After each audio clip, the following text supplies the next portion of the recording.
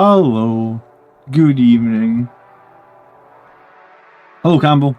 What's happening? Good evening, good evening. Let me just check everything looks good.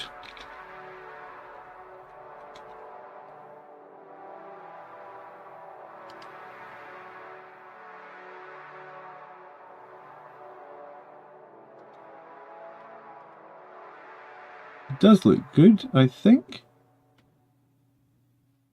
Chat? Yeah, we got some chat? Cool. Yeah, cool. A good friend of mine, a buddy of mine is streaming tonight. Oh, that didn't work.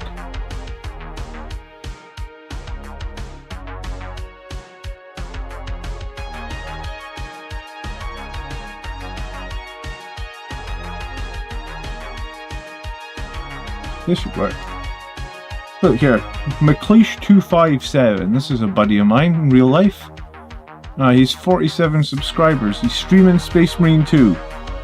If anyone wants to drop him a subscribe, that would be super cool. I'd appreciate it. We should drop in actually. Right in the middle back. Like we're raiding your stream.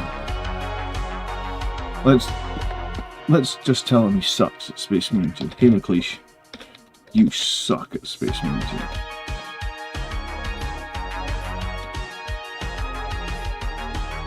2. Everybody that lands on his stream from my stream, please just tell him that he sucks. That would, yeah, you know, just. I think he might have seen the message. Let's see. Guess the first medikit's going to you. Oh no, he's if anyone lands on the stream, tell him he sucks. I'd appreciate it. I'm stuck. Evening Phil, how you doing? I'm building my first non-Blood Angels miniature, and probably I honestly can't remember the last time I didn't build a Blood Angels miniature. Oh my goodness, look at this nonsense. I don't even know if I can do this. Look at this nonsense. How's everybody? Hope you're having a good evening. I've got a bunch of Blood Angel stuff I need to do afterwards. It is Eldar release day today. This is the Phoenix Lord that I believe attaches to Warp Spiders. Go figure, my codex didn't appear. So, all I have is this one model. And a makeup brush. I bought a makeup brush so I could dry brush these guys and get them on the table super quickly. But yeah, so we'll make this guy and then we'll get on to the Sanguinary and the Jump Captain and the Lieutenant and the Sanguinary Guard. I've got a bunch of painting I want to get done on those guys, so we'll be here for a little while. But how's things? What's happening, guys? Good evening.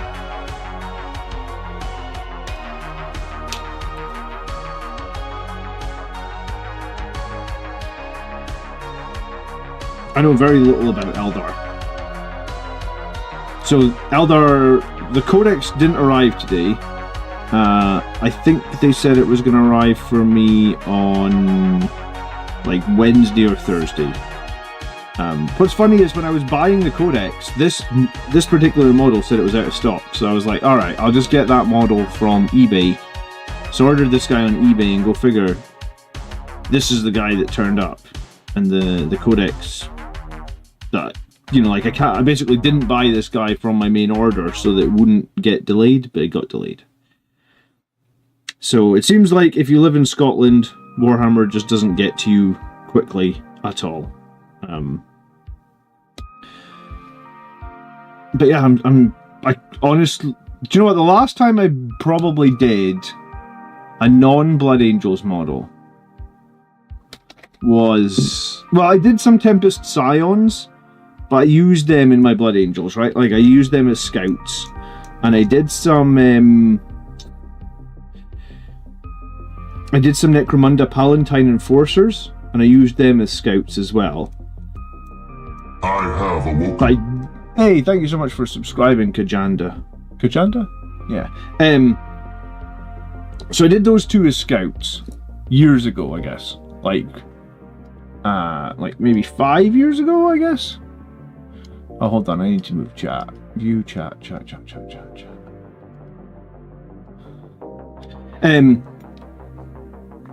So the models, the Scions and the Palatine Enforcers, although they weren't specifically Blood Angels models, I did use them in my Blood Angels.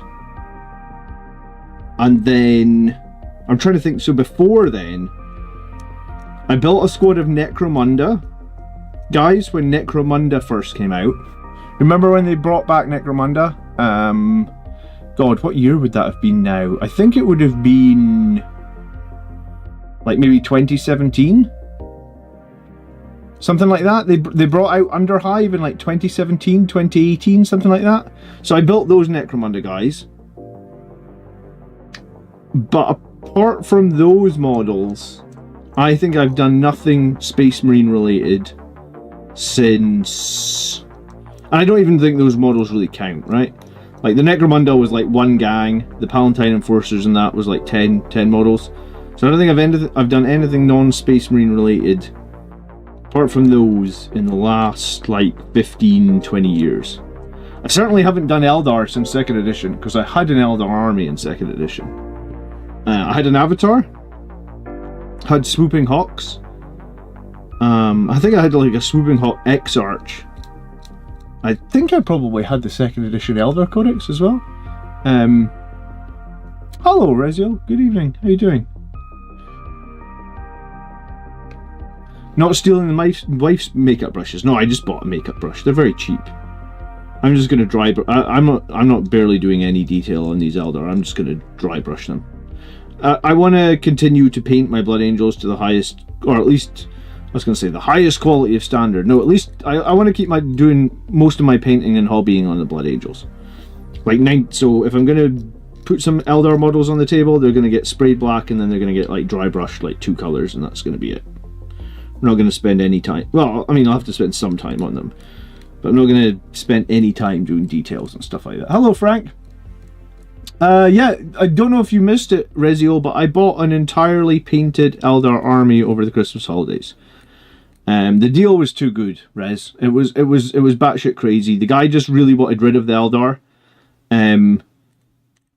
It was 5,845 points of Eldar, so like 5,845 points, fully painted.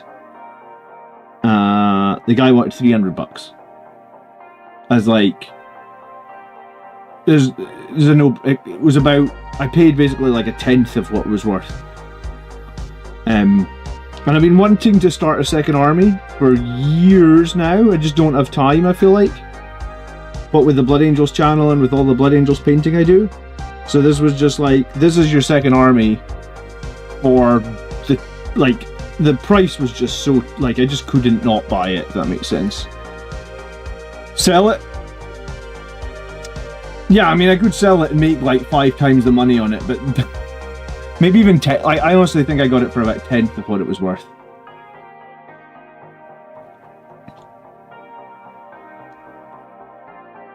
Because I think 5,800 points of models these days is honest. Like, you're about... let me get this right. 5,800 points. Yeah, 1,000 points these days is like... 1,000 points is like $100 at least, right?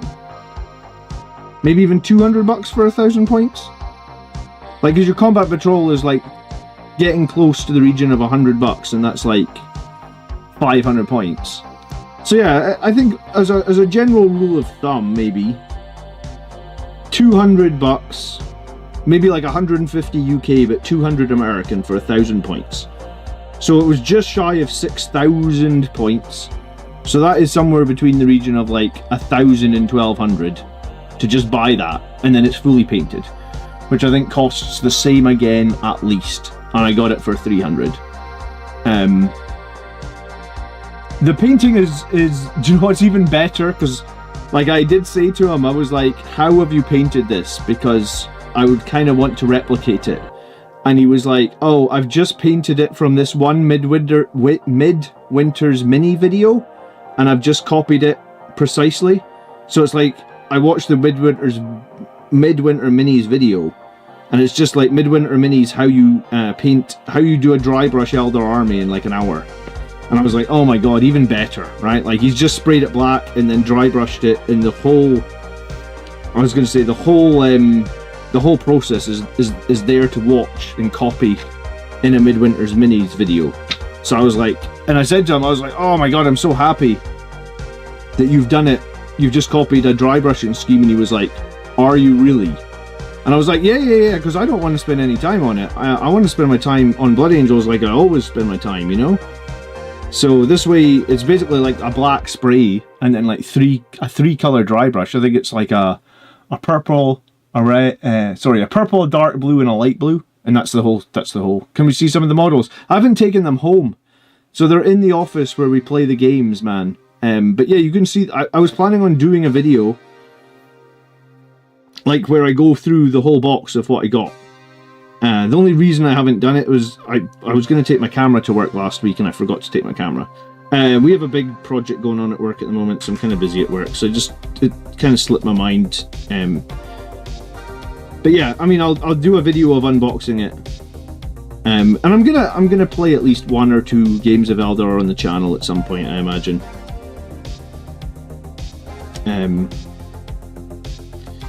I think my battle reports get the most live views. Like, so people obviously enjoy the battle reports. I know I do Blood Angels every week. That might be one of the reasons. It probably is one of the reasons that it gets a lot of views week in and week out, because people know my channel for Blood Angels and want to just see Blood Angels. But I don't think it hurts too bad to occasionally do something else. You know, it will be. I'm sure it will be very occasional, because most of the time I'm going to be like, I'm practicing. Like, I feel like I'm starting to practice Angelic Inheritors to get a tournament list ready, you know?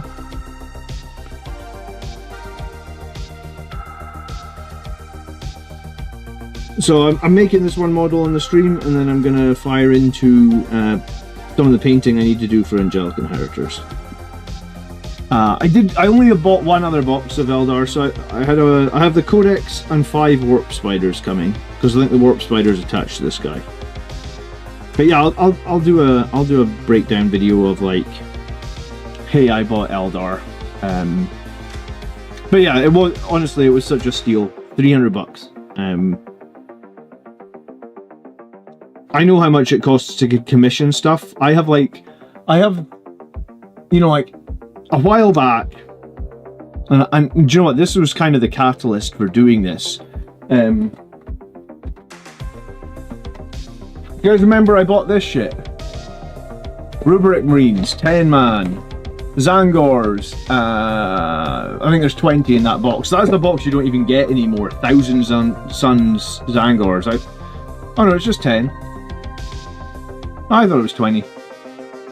Okay, but yeah, I don't even think you get them. I remember I had to get that one off eBay because it wasn't being sold anymore. So I've got those. I've got a Mutilith Vortex Beast and a Demon Prince of Thousand Suns. I actually don't know where the Mutilith Vortex Beast is. It's in one of these white Forge World boxes. I think it's up there. And I know I've got a Demon Prince somewhere over here, but I actually don't know where he is because I've not looked at him in years. But like, probably to commission the Thousand Suns, the Zangors, the Demon Prince, and the Mutilus Vortex Beast, that would have been 300, right?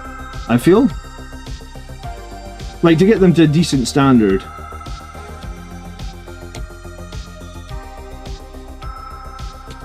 So I looked and I was like, oh my god, I bought those Thousand Sun models in I think it was 2018 or 2019.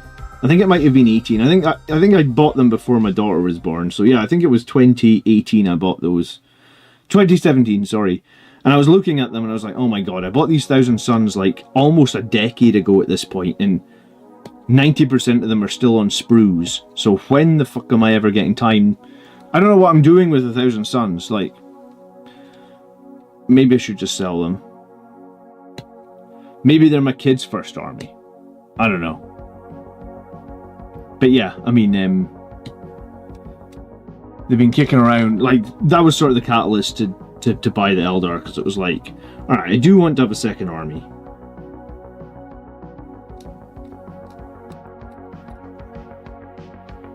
If nothing else, just for variety, like once in a blue moon, you know? And I did that Black Templars thing a little bit. Like, I played Black Templars a few times last edition, right? I bought Helbreck, I bought Grimaldus. I think that's maybe all I bought for Black Templars. The two, I think it was when Black Templars were really, really strong running Terminators and that. I bought a couple of them. I think you should try and win a GT with the Eldar. I'd like to win a second GT with the Blood Angels, man. Like, I feel like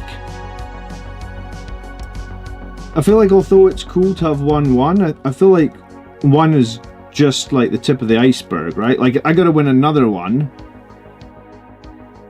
And like, in some ways I still seek validation, right? Like, I'm here on YouTube with lots of people that watch me. Everything, like, looking in, everything might seem rosy, maybe it doesn't seem rosy, but you might be looking in and going like, all right, John knows his shit. Like, I made that video yesterday about the lag stuff, and it was like, I was basically saying that, like, I really wasn't a million miles away from 4-1 in that tournament yesterday, right? No, I won a singles GT, yeah. Here.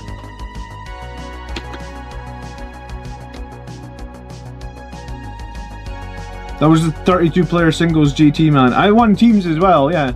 But this was the singles. I think you can stop the color if you. It's quite a cool trophy, to be fair.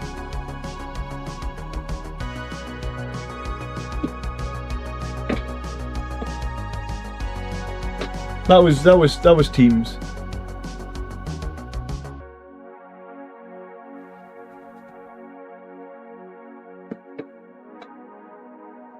I got some best sportsmanship as well, so I'm good. I'm a good person to play against.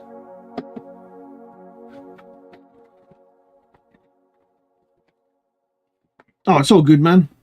No, yeah. As much as winning a single GT was cool, I feel like I've got to do it again now, and I feel like in the next 2 or 3 months, because. Like, I watch my channel analytics every day, because basically I'm in the back end of YouTube every day anyway to reply to people's comments and look at their lists for the army list show and crap like that. So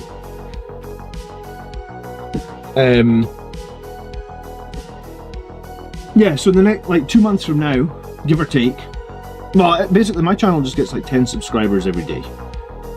10's probably an overestimate, it's probably somewhere like 7 or 8, but it doesn't really matter. It's like 250 to 300 subscribers a month. I'm at 19.4 as of this morning.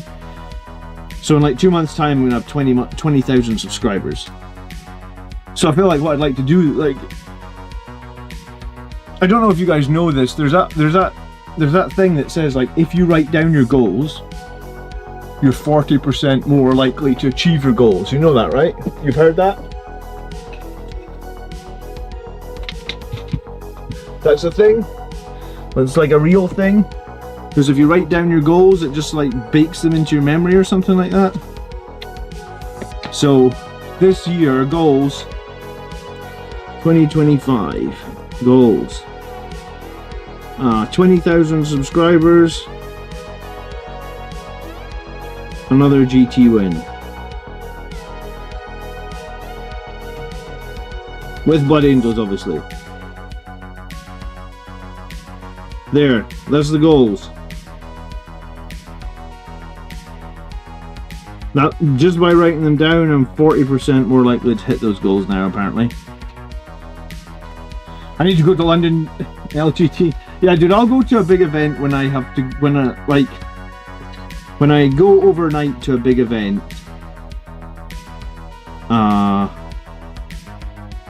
Yeah, that's a tricky one, right? Like, I feel like I'm still not ready to go away overnight with the kids the ages they are, probably. But I hear you. At some point, yeah. Do you know what? Like, at some point, I'd like to go to Las Vegas Open, honestly, because that's the big one. With what detachment? I'd probably like to do with Angelic Inheritors. I suppose, for me anyway, right? Like, I just came out of that GT with Liberator Assault Group, and I really wasn't far away from 4-1, and I feel like I wasn't a million miles away either from 5-0. So I think what I'll do is I'll try Angelic Inheritors Egypt for the next 3 months or something, because I'm probably not going to a tournament until towards the summer. I'll probably do like one in the summer and then one in Q4 probably. So like 2 tournaments this year probably. So you know, if I feel confident in the summer, then I'll run Inheritors. If I don't feel confident, then I'll probably run a variant of the Liberator Assault Group list that I just had, because I thought that was pretty good. Another goal should be to get BCP. Yeah, I know. We're on a single income household, man.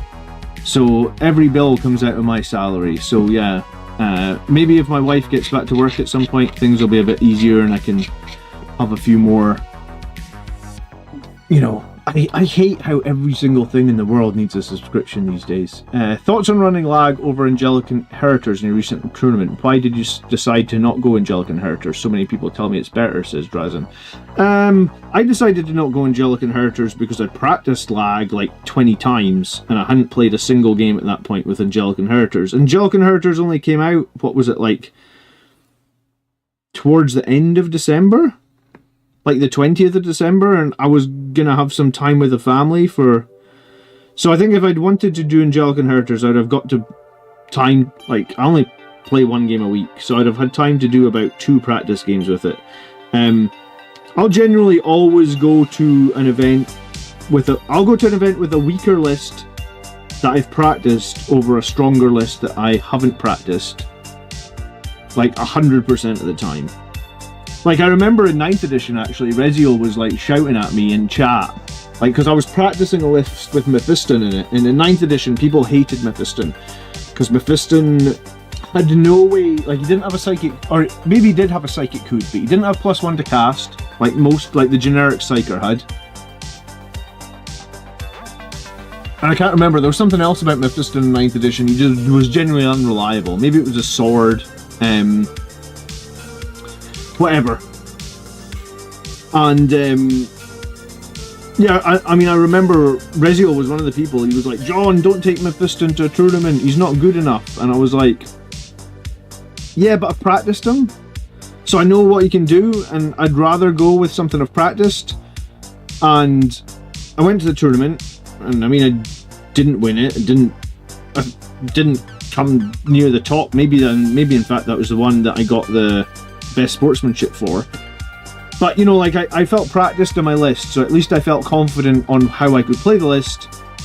And even though I didn't do well, I still think I probably did better than I would have if I just like net listed a list or played a list that I'd literally no experience playing. Because I've played Angelic Inheritors twice now. Yeah, and each time I've played it, I've had slightly different lists. But both times I've still felt like I don't really know what I'm doing. So is it just a case of like... Oh, and for the record, Mephiston was shit at that tournament. Yeah, he was totally unreliable and he didn't do very well at all. But yeah, I feel like 2 games, I still feel like I don't know what I'm doing. I guess I need like 5 games with a list. Or with a number of games with a detachment. And then probably a number of games with like a locked-in list. But here's the thing: everybody's saying Liberator Assault Group isn't good, right? Like that's what people are saying now since we got the Angelic Inheritors. I mean, go watch the video I made yesterday, dude, and like against the demons, it was literally one demon on one wound. If he dies, I win that game, and I'm 4-1. And in the game against Bridgehead, which are arguably a super broken detachment, Bridgehead are like insanely broken. They had a 65% win rate, like globally, the week that I played that tournament. So Bridgehead detachment was it just is broken. It just is too powerful, in my opinion. I mean, I don't think I was super far away from beating them. I basically had 2 or 3 misplays that cost me about 15 points. And bear in mind, I never played Bridgehead before, so playing it again and knowing the mistakes that I made and knowing what they're probably going to do, I'd have probably scored 10 or some more points. So at that point, it's like a 5-point game. So, like, I really felt that the Liberator Assault group list that I took to that tournament, like 2 weeks ago or whenever it was, is actually really strong. Hello, Tommy! My army lacked strength 4 spam fire. You mean for the dealing with the guardsmen? I mean, your army can't have everything, right? Tommy, thank you so much for becoming a member. I do appreciate it. Welcome. By the way, make sure you get over onto our Discord, !Discord, to get into the members only Discord. Yeah, I mean, your list can't have everything. But like I said, like that list really wasn't so far away from. It really wasn't so far away from going like 4-1, was it? I mean, it was like on a whisker, it didn't go 4-1. And then if I had any experience against the Bridgehead, that game was winnable as well. So, you know, as much as people want to say, oh, Angelic Inheritors is amazing and you must just play Angelic Inheritors, Liberator Assault Group has been fine for the last 6 months. It still is fine, it still is viable. I think it's good. If I don't, in the next, 3 months, if I don't get to a point where I feel super confident with Angelic Inheritors, if I go to a tournament in the summer, I'll iterate on the list that I just had in Liberator Assault Group, because it was super close. With a little bit more luck in one game, then that was a 4-1, 100%. And with, you know, I mean, when you go 4-1. Oh shit, that's one of my kids up. I'll be right back. Hey, come down.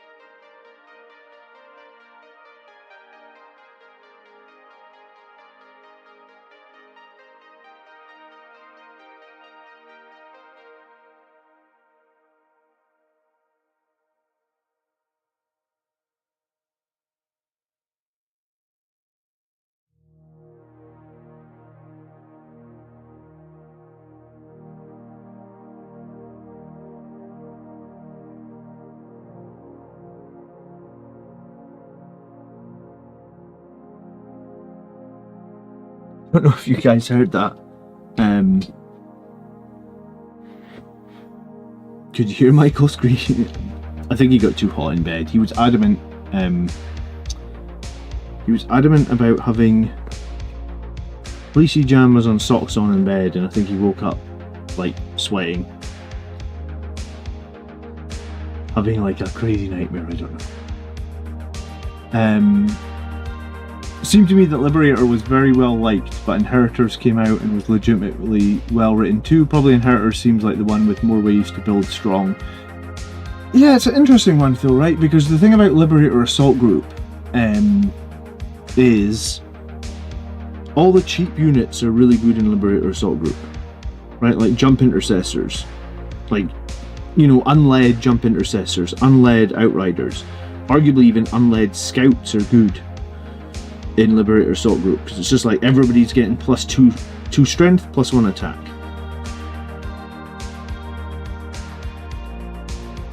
But maybe it's just the fact that Angelic Inheritors is different. And apparently it's the anti-meta, says Egypt. Hello Mullen, got second in a 30-man RTT with Inheritors today. It's the way forward for Blood Angels. Well, I mean, I'm playing Inheritors on stream, I must admit. So,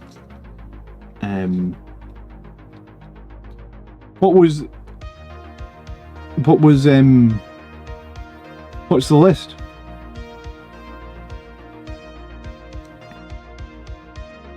Yeah. Thanks, Grain of Truth. Yeah.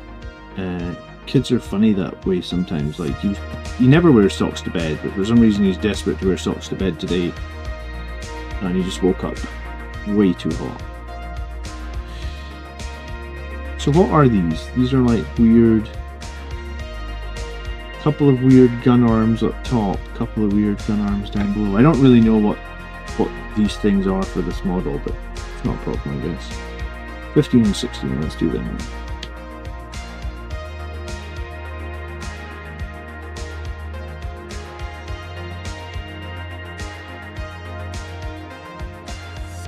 I was honestly thinking about trying Desolation Marines in Inheritors, but I think they're still too expensive points wise. Because I was thinking you could do like 5 Desolation Marines with like the cheapest character you could find, like an Apothecary or a Tech Marine or something, just to get all the rerolls on those Desolation Marines and just try and be like a nightmare with them.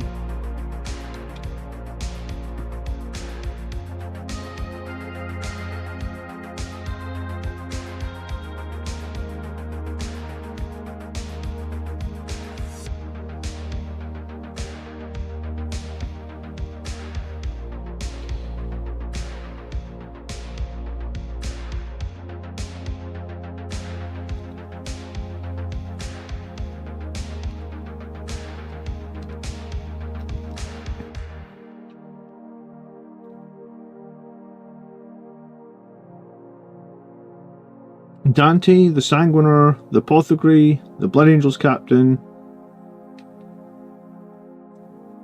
2 with jump packs, and the Phobos Lieutenant. Yeah, I mean it's kind of a hero hammer detachment, isn't it? Maybe that's why so many people like it, because it's been a long time. I think it was like 8th edition was the last time that you could run a shitload of characters. Is he okay, love? Okay, have you still got him downstairs or then? Okay. Shout me if you need me. Sorry.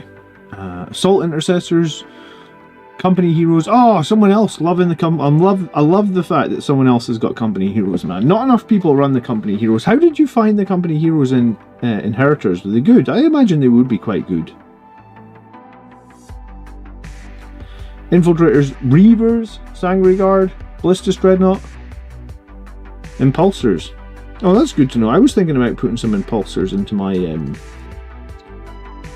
my next Inheritors list. I was actually thinking Company Heroes plus an Impulsor for sure. I didn't like the Terminators all that much. I didn't like the Suppressors all that much. Company Heroes are massively undersung. I was actually starting to look at the idea, like, this might be crazy, but I thought, like, what about 2 squads of company heroes and 2 impulsors? Because I just think they're that good. Like, they just do everything. And no one's really prepared, to, like you said, to deal with Marines with 4 wounds and a permanently -1 to wound. And then the free stratagem basically all the time as well. I mean, the only weakness, I guess, is if someone just precisions out the captain, right? And then they become pretty mediocre pretty quickly, I guess. But I mean, how often does your captain get precisioned out? Like, I feel like it doesn't happen.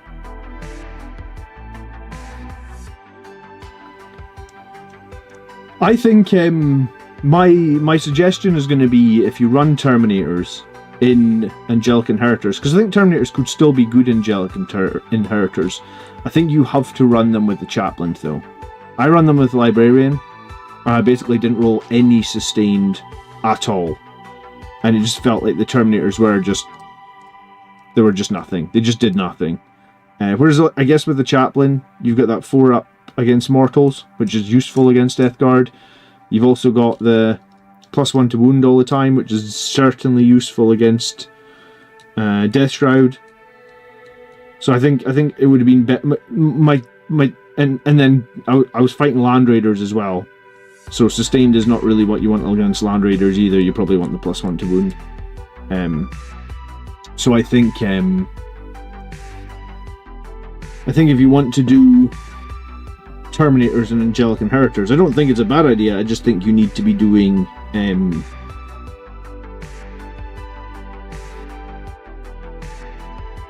led by a Chaplain, not led by a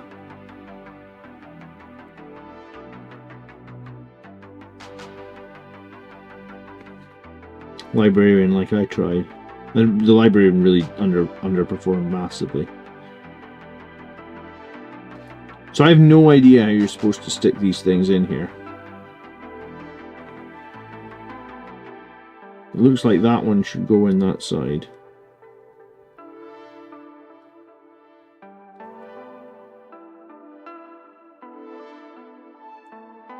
Does the ball socket go in there somehow?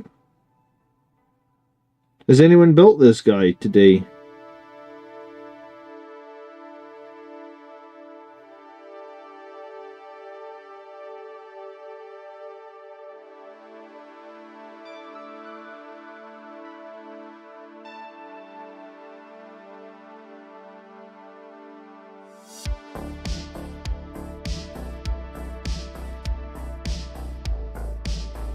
Good evening, Ardine. How you doing? Evening, mate. You'll be very proud of me. I played my first ever game, 2,000 point game as Blood Angels, ironically against the Death Guard. I hope you destroyed those heretics.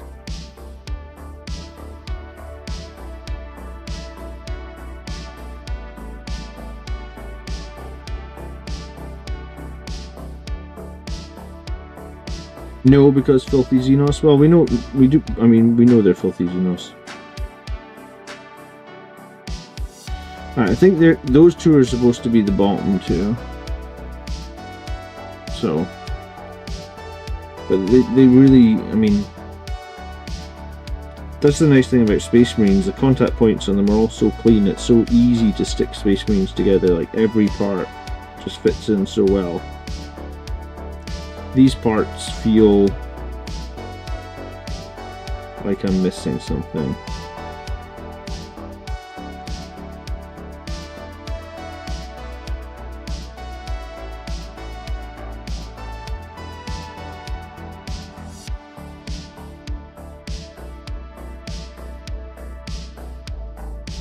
I get my magnifying glass out, see if I can see it a little better.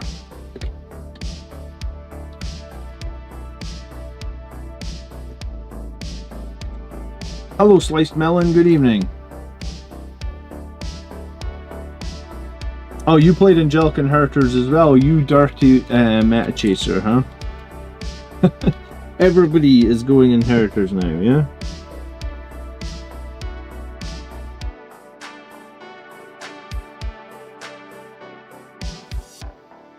Oh, I think it goes like that. I did actually need my magnifying glass to see that a little bit better. So I think this one should go like this then.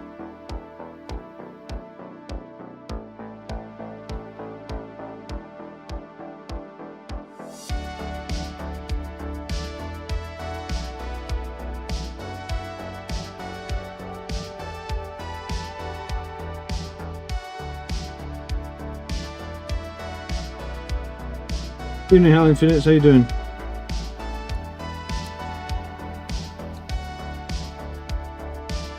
I'm only building one Xenos, then I'm getting onto some Blood Angels painting.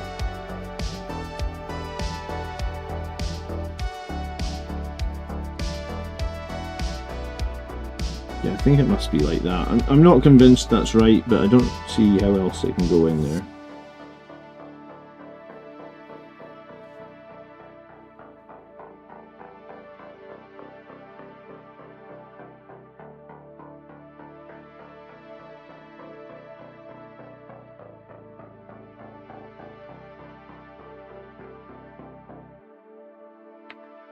Nope.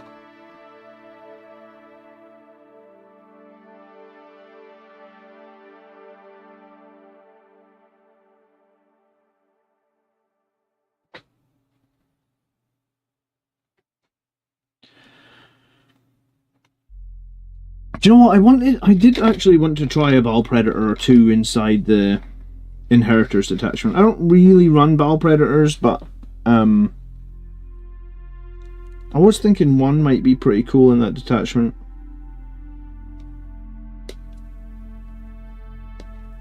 I mean, I guess I'm in the stage of experimenting before we go to the next tournament, so I can run anything and everything for at least a couple of months while I just experiment on some stuff.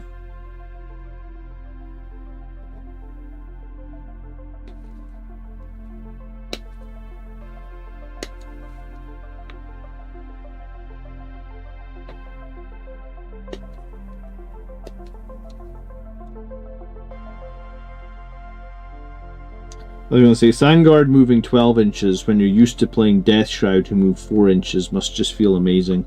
I actually feel kind of sorry sometimes for Colin when he like disembarks a transport and it's like, oh, you're gonna, I'm gonna move my Death Shroud. I'm like, what, 4 inches?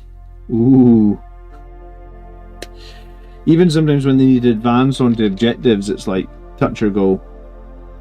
I've been at this filthy Xenos for 40 minutes, have I? Well, I've been distracted by you guys in chat. Sorry.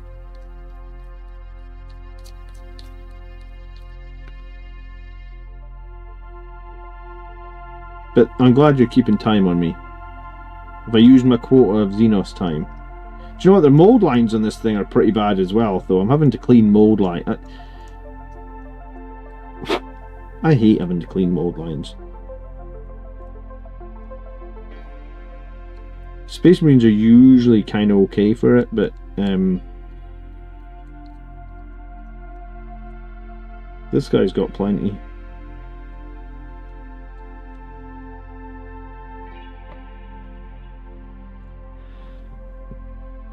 Disembarking is like half its movement. Yeah, that's pretty depressing. Especially when they get no advance in charge or nothing like that.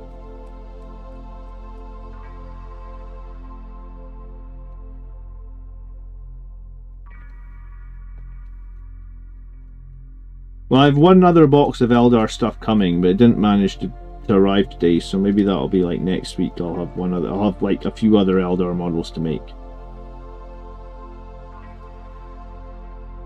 And then I guess I'll do, at some point, I'll do an Eldar painting stream and just bash the crap out of them with as much dry brushing as I possibly can in a one sitting. Yeah, well, I mean, it's 3/4 of their movement, sure. It's basically all their movement, isn't it?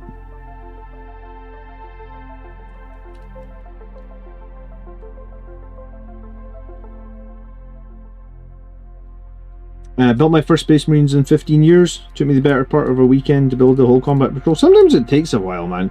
It took me like 5 hours to build that new Brutalis Dreadnought. I got 2 of them. Because I got one in Strike Force Augustus and I got one in like the Blood Angels Death Company box. And I haven't even built the second one because I was like, oh my god, this Brutalis Dreadnought took like 5 hours to build. And honestly, I kind of feel like the Brutalis' rules suck.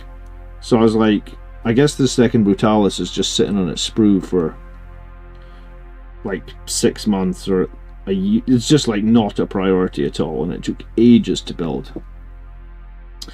Ballistus Dreadnoughts, on the other hand, I knocked like 2 of them out in an hour. I felt like they were fun to build. They were just so fast. I was quite happy with how the speed at how quickly you can build a Ballistus Dreadnought.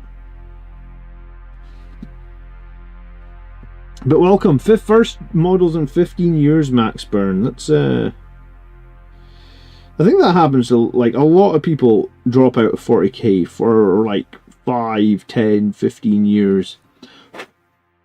I left in 2nd edition, came back in 4th, I think. Then left again for like 10 years, came back in the tail end of 7th, something like that.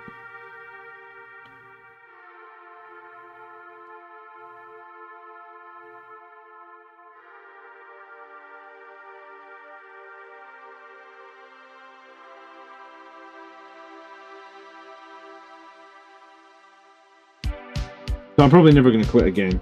My quitting times are they're done and dusted. I have a much more regular group now than I ever had when I played, I guess 20 years ago and then 10 years ago, right? Maybe a bit more than 10. I'm a Xenos phobe. Yeah, so am I. This is my first Xenos. Well, do you know what? This is the first Eldar model I've built probably since like the Metal Avatar. I mean, I would have been like 16, maybe even 15 when I built a Metal Avatar, so if I was 15 it would have been like 1998. So this might be my first Xenos model in like, or my first Eldar model in like 27 years at this point.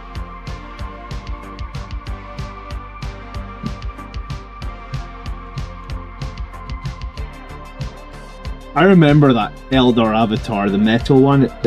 My metal one must have fallen apart like 10 fucking times, honestly, I swear to you. The metal models for the 90s, they just fell, every week they just fell apart.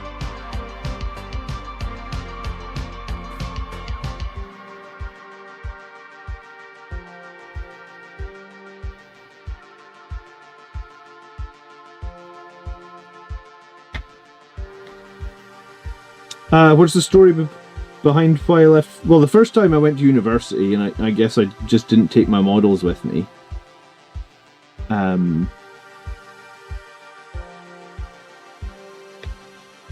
So basically, like the 5 years I was at university, I just didn't have my 40k models, and then I started again whenever I finished university, I guess.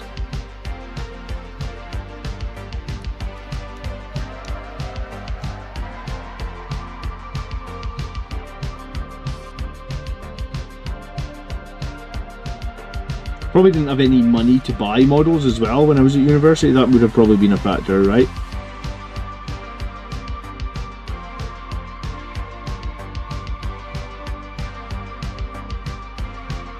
Yeah, I wish I still had that old Eldar Avatar. I don't have a clue where I'm pretty sure I just gave it away for free at some point.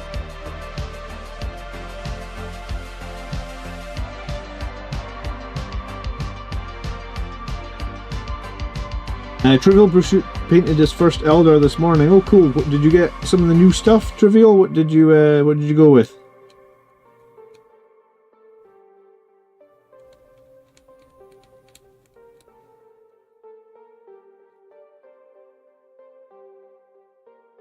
Metal multi-melted dread was impossible. I have, I think 1 or 2 of those, and I think I have 1 or 2 of the. Do you remember the assault cannon dread as well?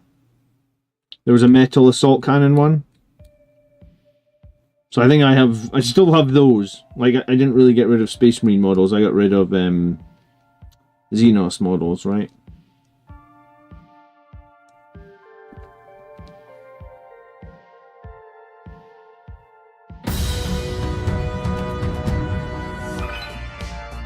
Shout outs to the 3 Grots for covering the best detachment.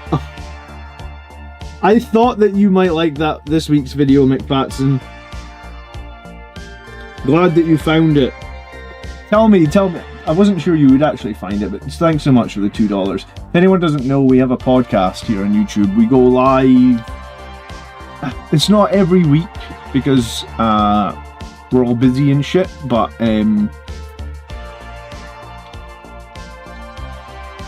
it's like every second week, give or take. I put a link into the chat. If you don't know about it, it's called the Three Grots. We just try and have fun, mainly. And talk 40k and talk trash, and we've been covering we've been kind of like retrospectively looking at some of the old attachments. I hope you liked my list, McFatson, because it was like a 2,000 point Blood Angels list this week. I think I must have had like close to 100 flamers in that list, right? Well, maybe not 100 flamers, but I would have been getting at least 100 shots per turn from flame weapon. I went heavy on it.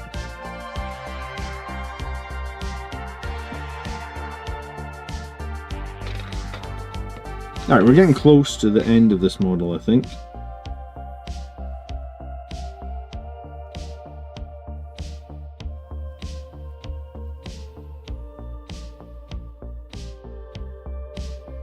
I hope I had enough flamers for you anyway, McFat. I felt like I did it pretty good. Van Vets with hand flamers, is that who I missed? Okay. The old Hive Tyrant model. Yeah, I mean I've got the old Metal Bile Predator. As much as I like having the old ones, they were a fucking nightmare to build and paint and put together, weren't they?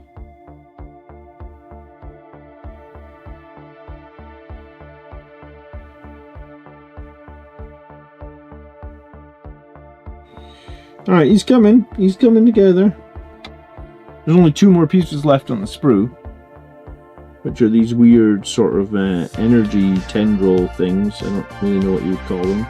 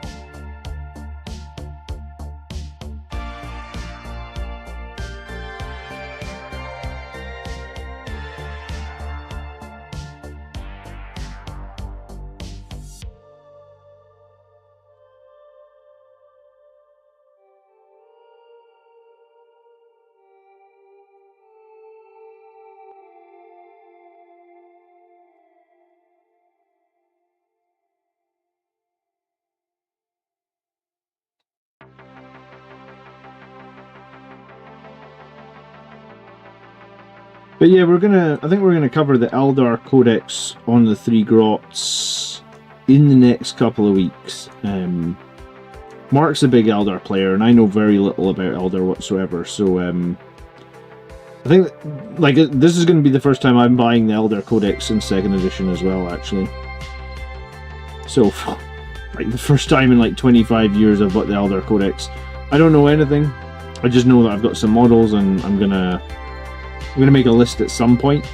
But it's gonna play second fiddle to trying to. I think it's gonna play second fiddle to trying to figure out the strongest Angelic Inheritors list I can make.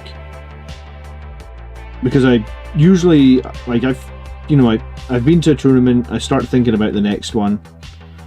And because I only go to like a couple events a year, and they have to be close.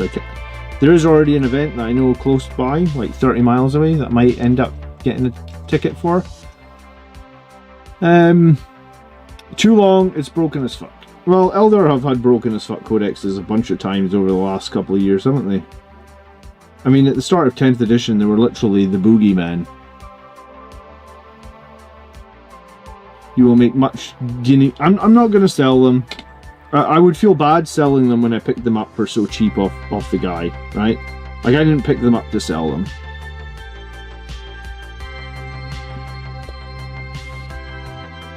And like, I've been wanting a second army for about 8 years. I just have realised that I don't have the time to do it. So,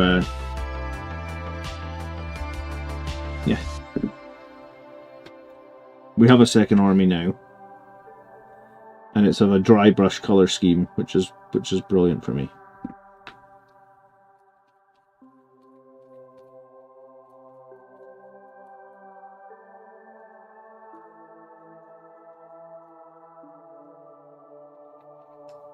Did I run the combi weapon revive on death? Yeah, I did. He never actually died, so I guess I wasn't aggressive enough with him. VT.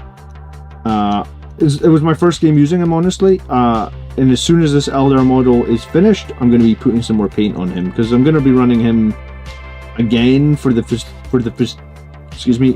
foreseeable future, I guess.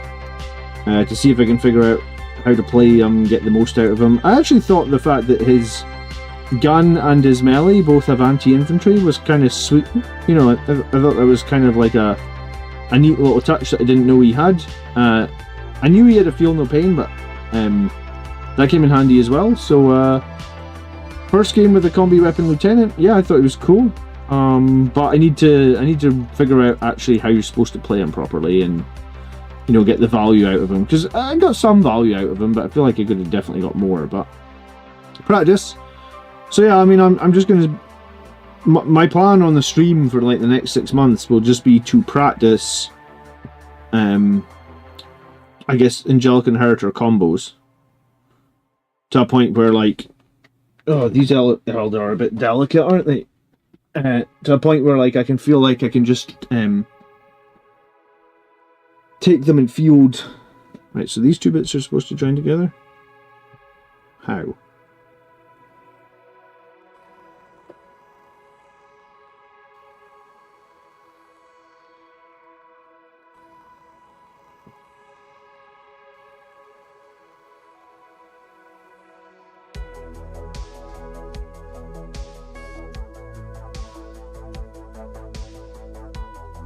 No idea. How are they joined together?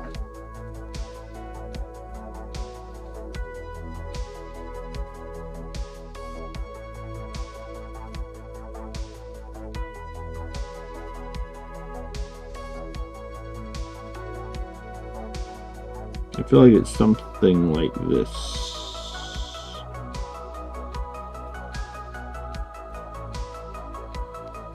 No. Farseer Commander, what's my next YouTube plan?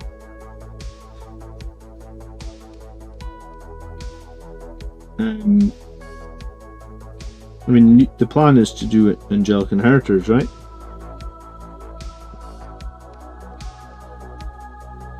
I mean, I can't even stick one fucking Eldar thing together. Let me look at this instruction.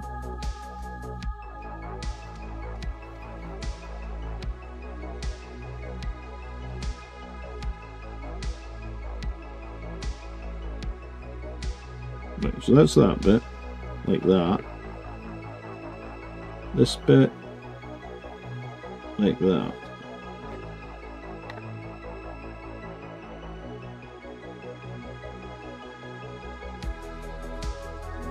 Oh, I don't even... I mean, I might just rage quit the Eldar right now. Like, what the fuck is this even?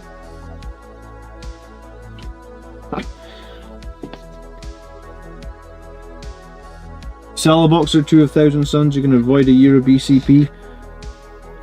I mean, I don't really go trolling through BCP, Reziel. I mean, I know I do sometimes cover, like, tournament winning lists and stuff, but, I mean, my videos are more like, I feel like anyway.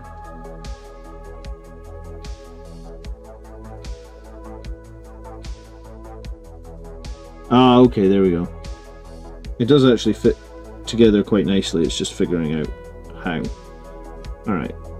I think here, here, here.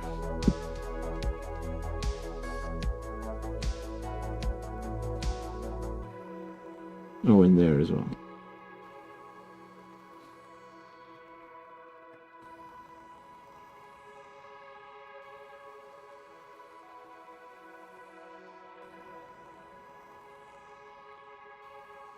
How many whiskey? I'm sober.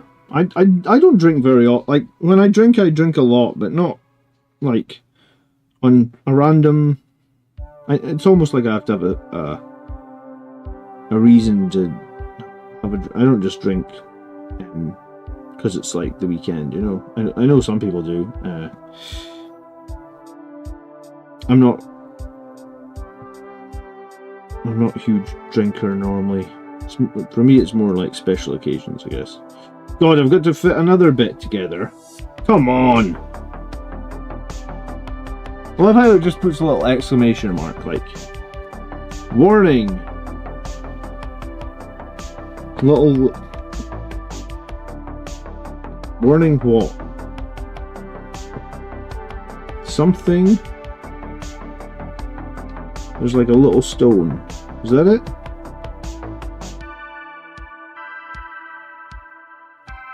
That little stone is supposed to fit in there?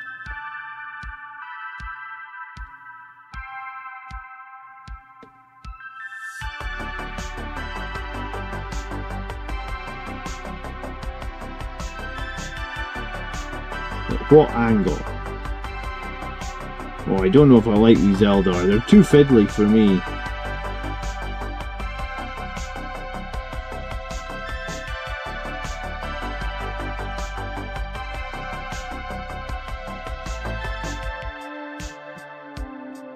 Hello Jim, how you doing?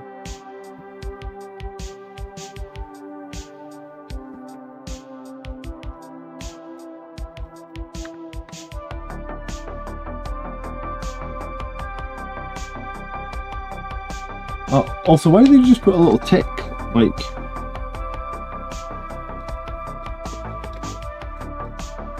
Yeah, this guy is way too fiddly. What did we do wrong in the last game against the Death Guard? It was pretty simple, I think. We just shouldn't have shot the Vindicator in the final turn. Sorry, his Land Raider in the final turn, right? I don't know why I was so worried about the Land Raider. I think it was just because the Land Raider had done a lot of killing against me earlier in that game or whatnot. And I was like, oh, I don't want to get killed by this Land Raider for like the third time.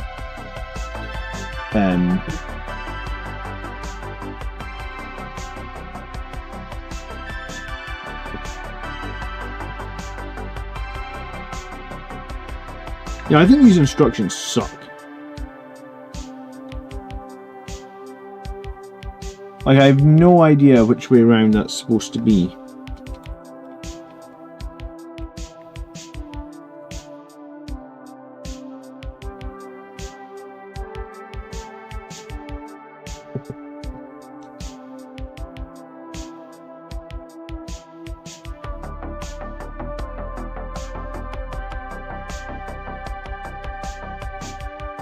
Oh, maybe it's,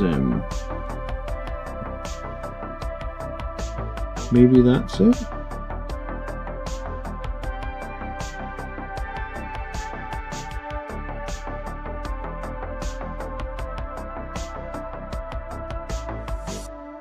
It feels like there's a flat bit there that's supposed to attach somewhere.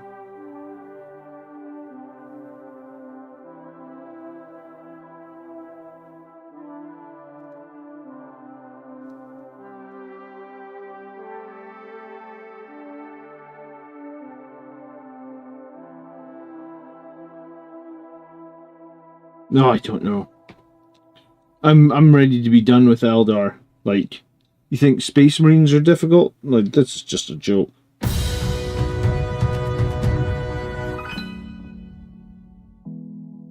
Then I'm gonna have to stick this guy on top. Somehow he's gonna slot into this piece.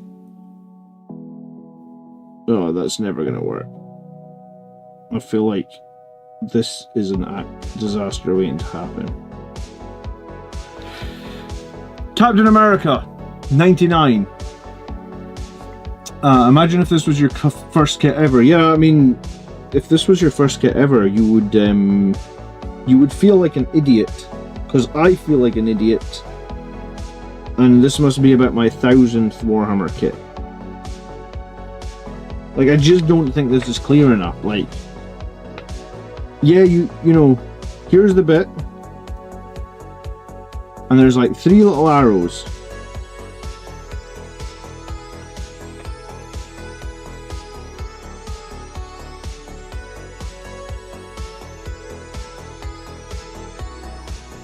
But there just isn't, you know, like it just doesn't slot in nicely. Like, that's the thing. Usually, you know when you've got it in because it just sits in nicely. Whereas it just feels like this just doesn't sit in nicely. I might put it to the side. Am I really going to give up on it? I feel like I am. Rage quit incoming. Yeah, I feel like I'm just going to go and paint Blood Angels. Like, what is this stupid... I mean, these things are as bad to build as they are to play against, apparently. Sorry, Captain America 99. Recap video you made is the most helpful Blood Angel video I've seen. It was great hearing your thoughts process on so many things during the game. I learned a ton. Thank you. Oh, dude, thanks so much for the 5. I'm glad the video was so useful to you.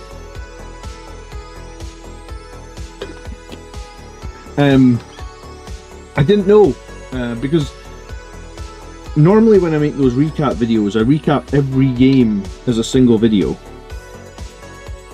But none of them get very good views, so I felt like, oh, just throw it out as one big ass video, because if none of them get any good views, then why am I wasting time making 5 videos? I could just make one video on it and then go and bash on to whatever's next. You chose heresy and now you reap the reward. Did I choose heresy?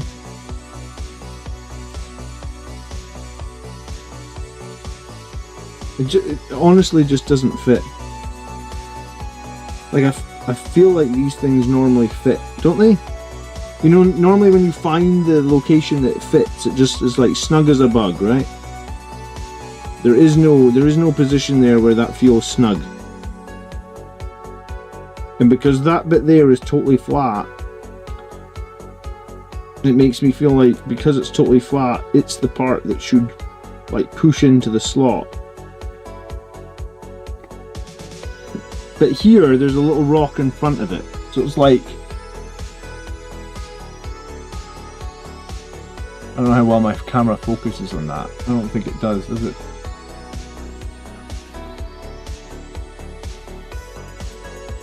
Anyone in chat made this stupid model?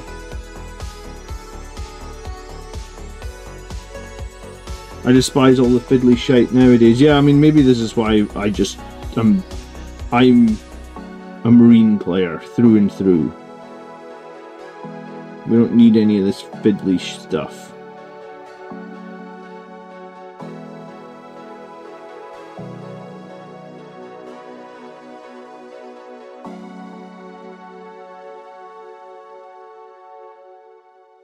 But yeah, these instructions have been generally...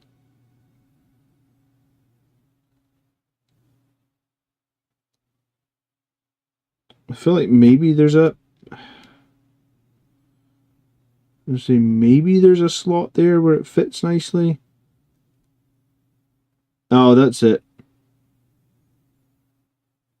There is a slot where it fits nicely there. It's... I mean... Sure. Oh, now that I've taken it out, I can't find it again. There we go. I feel like that could have been much easier to attach.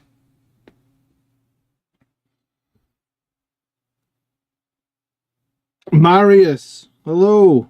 It's been a while. How are you doing, bud? Where have you been?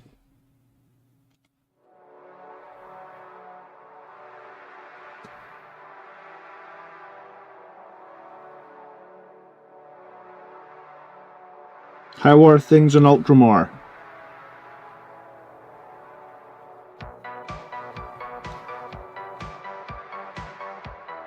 Am I in the denial phase, am I? I think Marius might know I bought a whole army.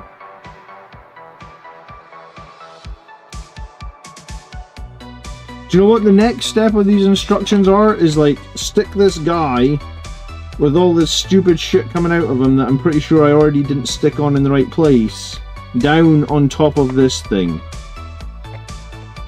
Chances of this happening is like 1%.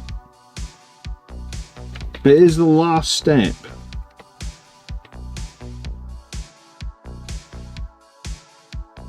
This guy's weapon is what? Torrent, ignore cover, twin linked, 12, d6 plus 3, 6 minus 2, 1. It's not so bad. And then in melee he gets 5 hitting on 2, 6 minus 2, 2. Extra attacks, 4 minus 2, 1, 5 of those. And it's all lethals.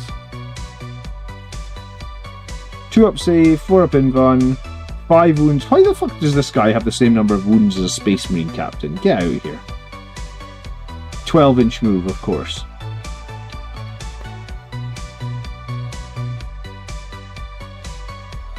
Yeah, I bought the army so I didn't have to build anything correct. I mean, I'm gonna build this fucking guy. And somehow he's gonna just place on top. Right. Right. Let me find the damn instruction again. How does he place on top?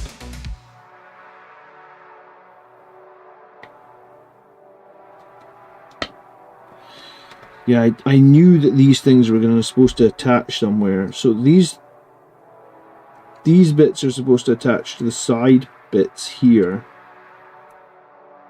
There's no way this is going to fit. Yeah, if this was your first model, you would feel like an imbecile, because that's exactly how I feel.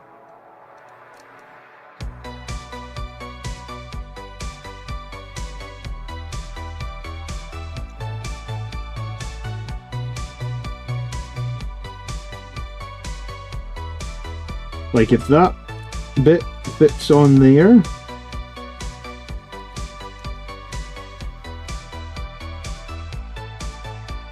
they actually need to put, like, difficulty of instructions or difficulty of construction, because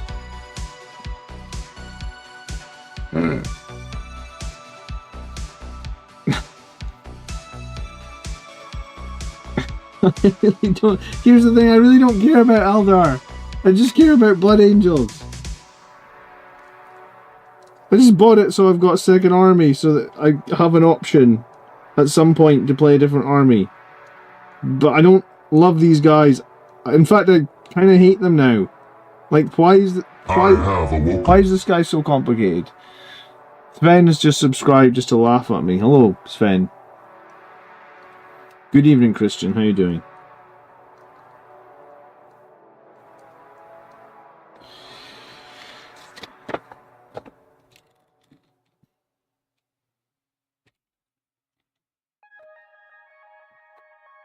So, from his 2 arms that are glued onto the bottom of him, they have to attach to these 2 bits at the sides of these things. So these 2 arms, which I already thought when I was gluing them that it didn't quite feel right, they need to attach to these 2 side bits, and then his feet, which I think I did get right, need to attach to... I mean, it's so fucking small.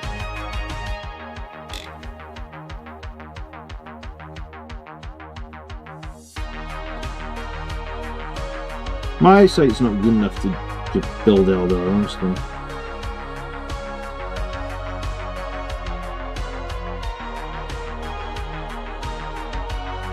Like, I can't even get it for his feet to feel right. So if his feet don't feel right, how the fuck is anything else gonna feel right?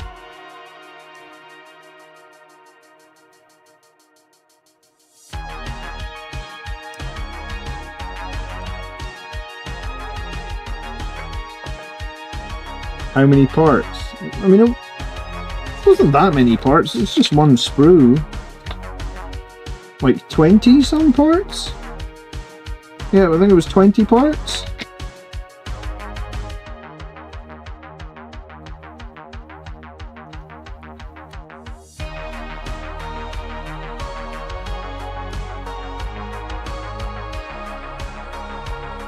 I think that's supposed to fit there.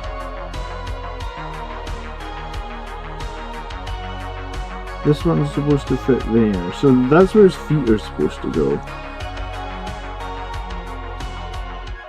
I mean, maybe we just try and get his feet on. How the fuck is that supposed to go? It would help if the snip-off points weren't on all these contact points as well, and I didn't have to go back and fucking file these as well. Honestly, who does Xenoses?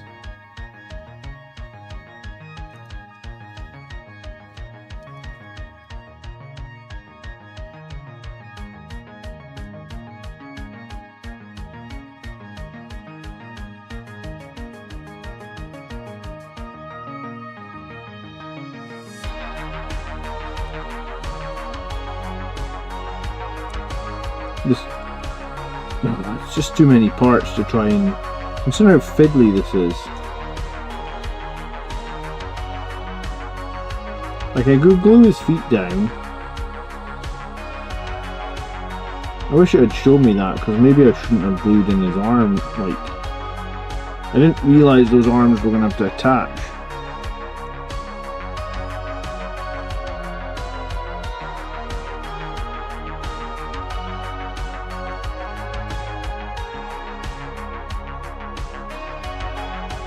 That's definitely where his feet are supposed to be.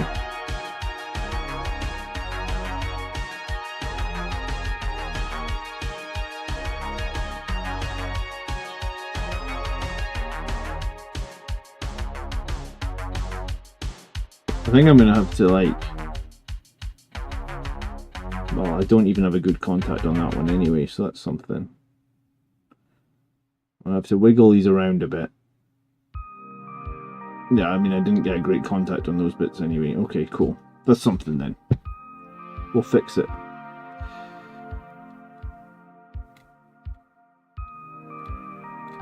God, hopefully this is the only ever Eldar character I need to build.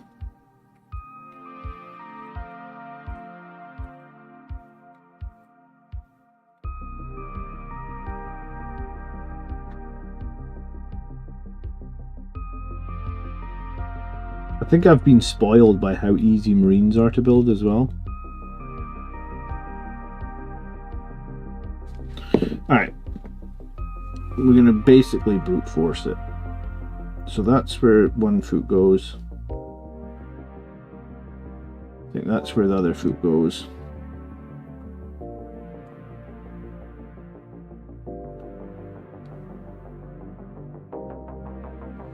It's also kind of hard to see it. But I'm kind of blind, so that doesn't help.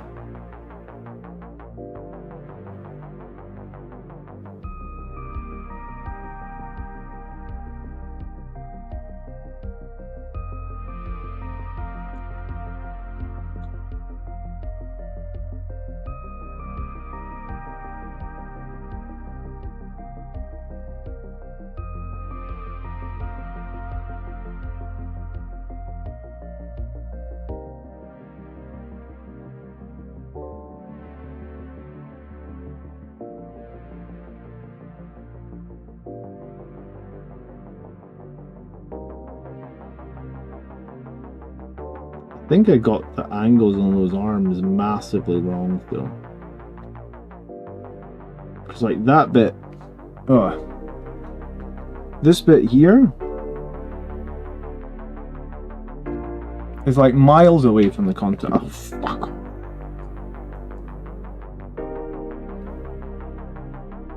Do I pull those arms off and try again?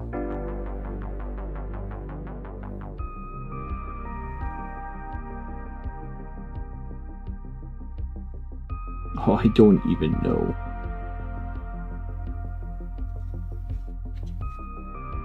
I guess we hold him and have his feet attached, and then we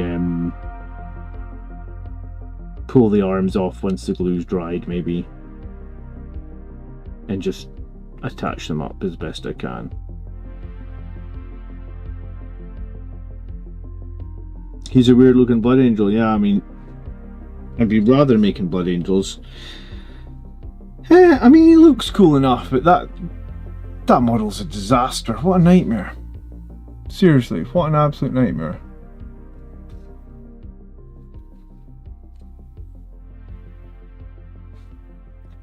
It's just there's a huge gap here between these two contact points, and on this side the gap's just as bad, if not worse.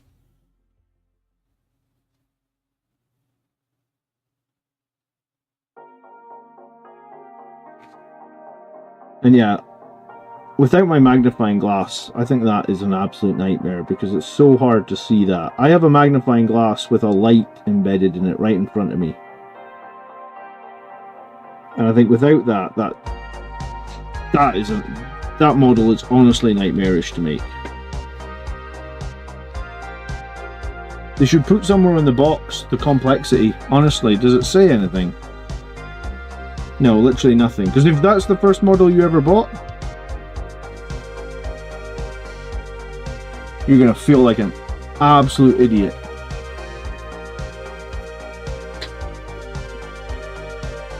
Nurgle says that he built a Brutalis Dreadnought yesterday. That kit sucks. Yeah, the Brutalis Dreadnought takes ages to build, doesn't it? But I'd still say it's better than this.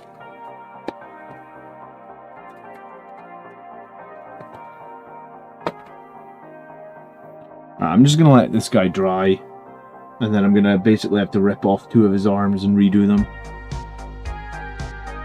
But at least I'm confident enough to do that. Why am I building an elf? Because I have an elf army now, dude. You've been sleeping under the rock. I am the Farseer Commander. No, I'm joking. I'm building an elf because I've got a bunch of elves.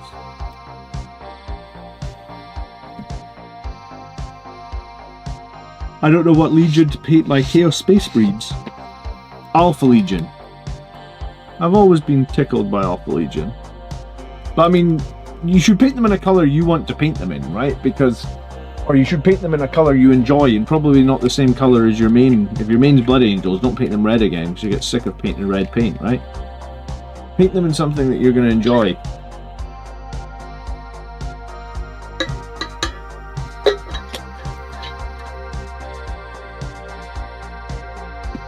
If I built that model, I'd throw everything under its feet in the bin and just do it myself.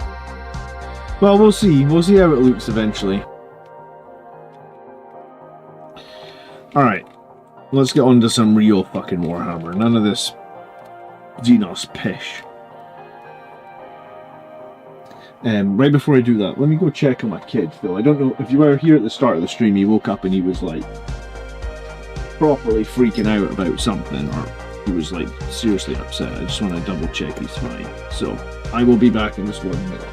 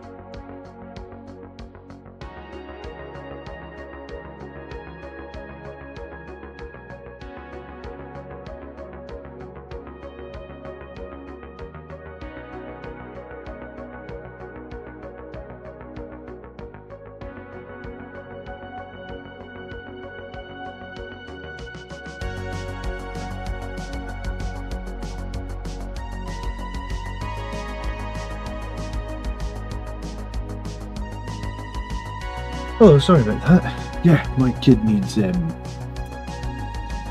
my kid needed medicine. He's running a bit of a fever now.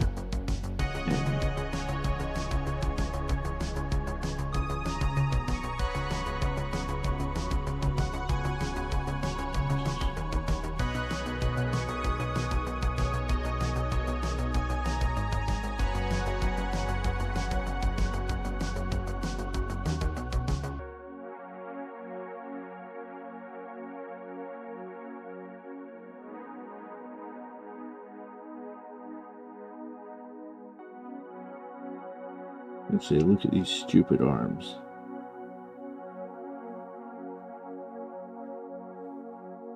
Just don't really see how they're supposed to attach to that.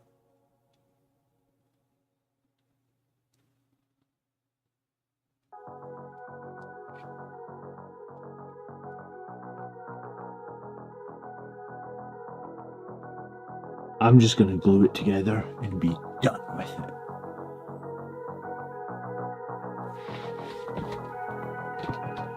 I gave him ibuprofen because it was a fever, and Calpol doesn't actually... Calpol is like a painkiller, but it doesn't actually reduce fever, right? I didn't know that until I went to the doctors with one of my kids who was having a fever and told them that we'd given him Calpol, and the doctor made us feel like absolute idiots and was like, don't you know that Calpol doesn't reduce fever? I was like, sure. Apparently I didn't read that in the fucking 101 for kids medical problems, right?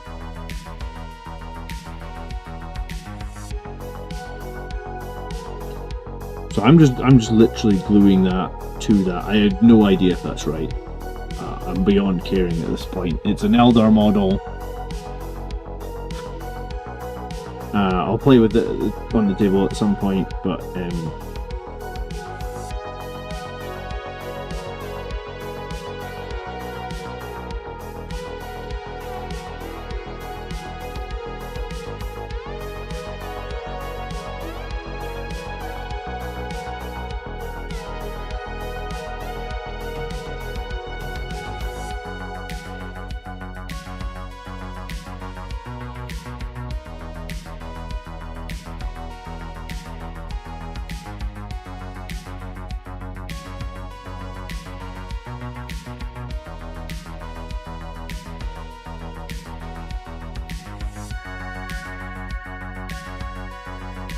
oh, you know what it is, I think? I think we've got these arms round the wrong way. Because I think that's all flat, because it's supposed to attach to the flat groove there. Yeah. I bet you that's what it is. I bet you I got these two arms in the wrong holes. I looked at that and was like, trying to make sure that I got that round the right way.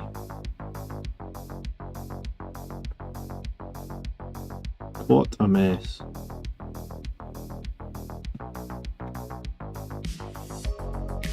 Because there's a groove there on the flat side.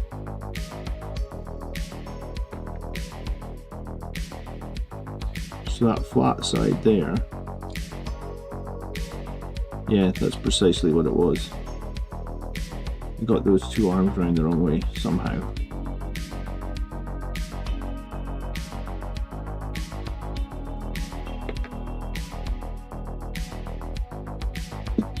I mean, that'll be why I thought they didn't fit right.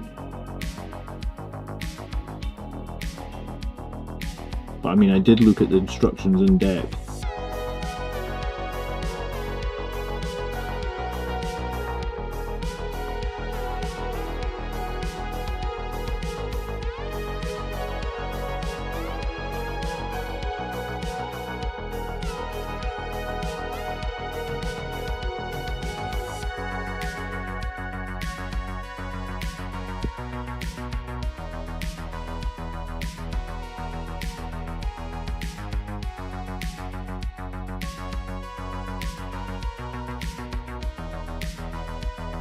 Yeah, I think we were all brought up in Calpol, but yeah, I didn't. There you go. Look, he's fixed. Done. We definitely lost some detail on him just by clarting him in poly cement, but he's done and he's fixed. What in the name of Sanguinius is this pointy-eared monstrosity? Yeah, what in the name of Sanguinius was that model even? Don't worry. We got some Blood Angels coming to play.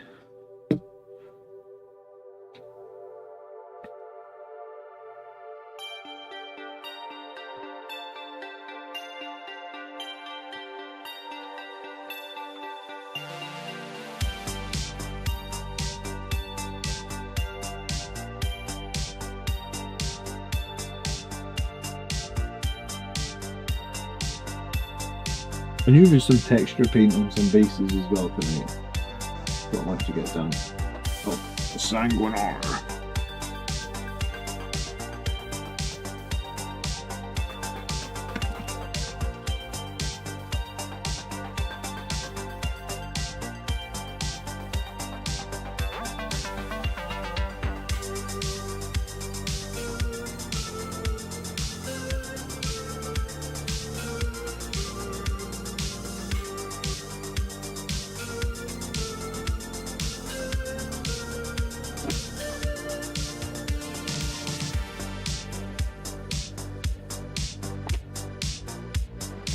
Hello, Miles.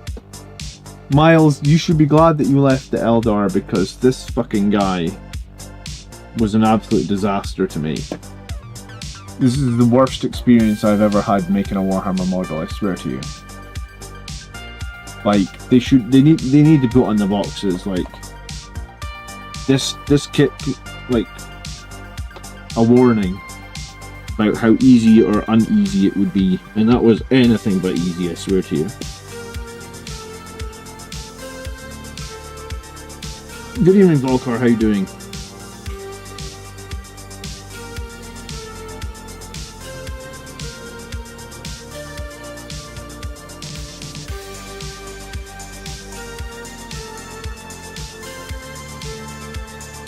So that was the only Eldar model that I had arrived today.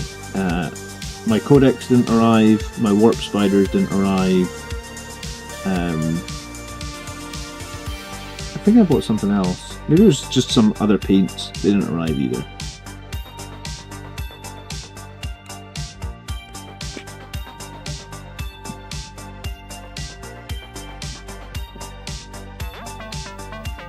Oh, I imagine the Incarn's Flames would have been nightmarish as well, actually, yeah.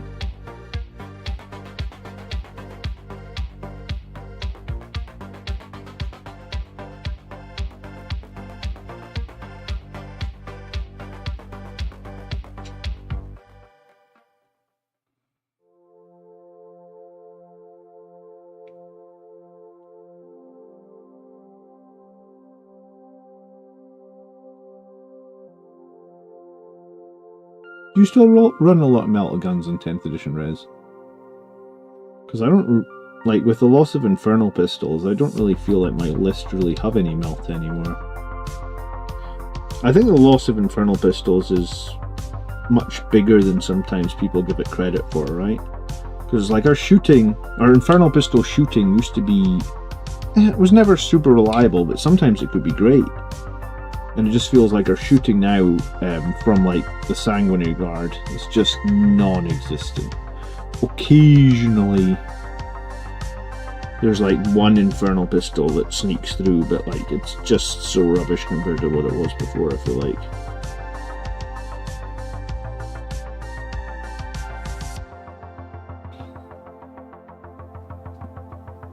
Warning, this kit is designed for someone 5 years older than Blood Angel's Commander.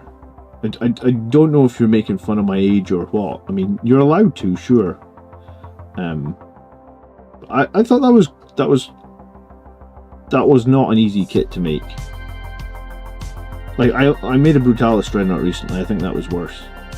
And I think everybody hates the Brutalis Dreadnought, right?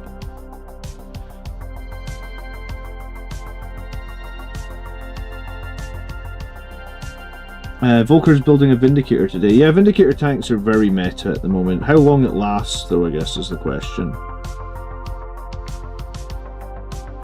Yeah, I kind of had to use the Crimson Lord parts, Rezio, because I really didn't like the new... I didn't like a lot of the new Sanguinary Guard parts. I just thought they were very bland, and I thought the helmets were too Stormcast as well.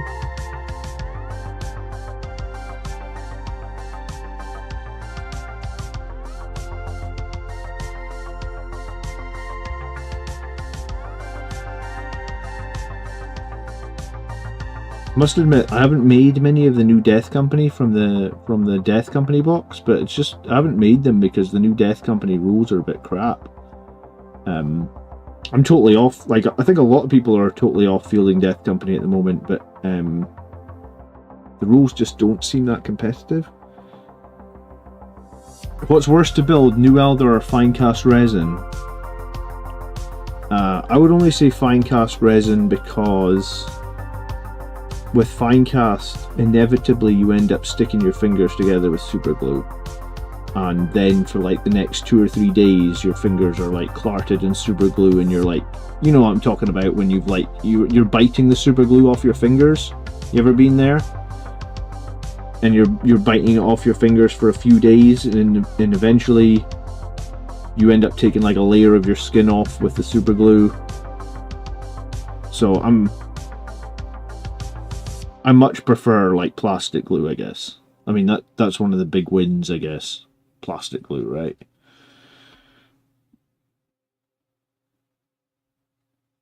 You could make the new Sanguinary Guard work. I'm very proud of mine. I've been playing the Sanguinary Guard, if that's what you're asking, Marius. I'm playing 3 squads of 3 in my list, and at the GT in Inverness, I played a squad of 9. Sorry, a squad of 6 and a squad of 3. I had 9 in my list.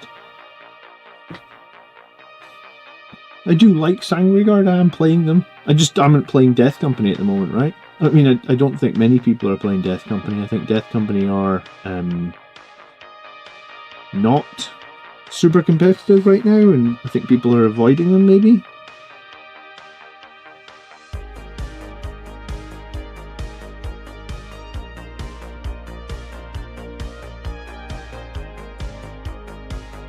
I've never actually used BioStrip, James, but I was thinking of getting some. You recommend it? I have some tactical marines from like 20 years ago.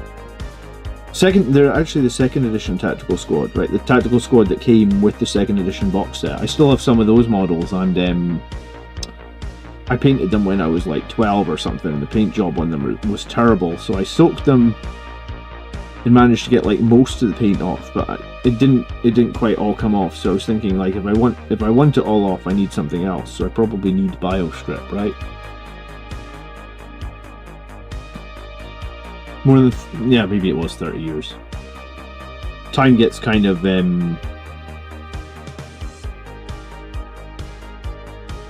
distorted it when you start talking about periods that long ago, I guess, Marius.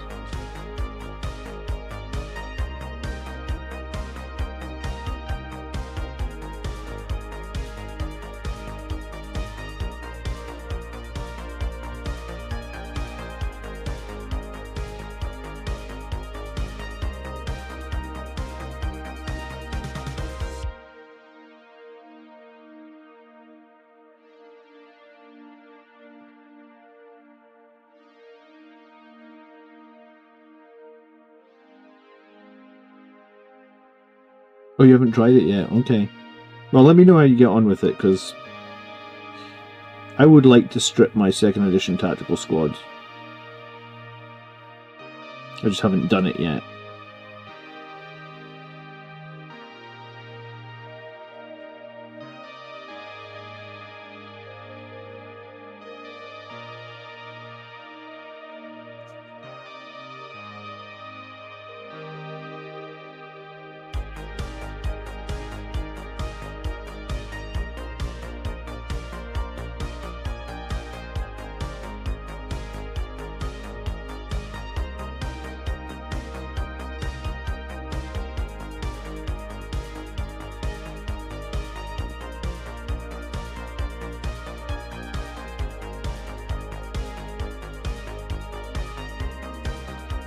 Yeah, I think there's been a lot of 3D printed Sanguinary Guard.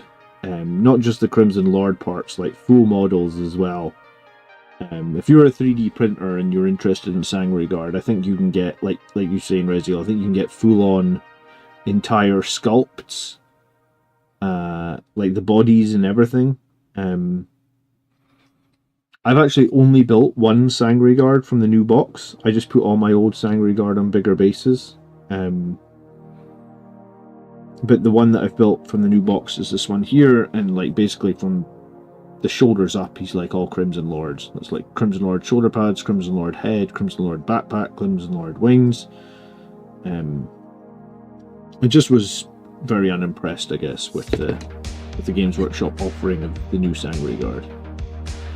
Like, it's very average.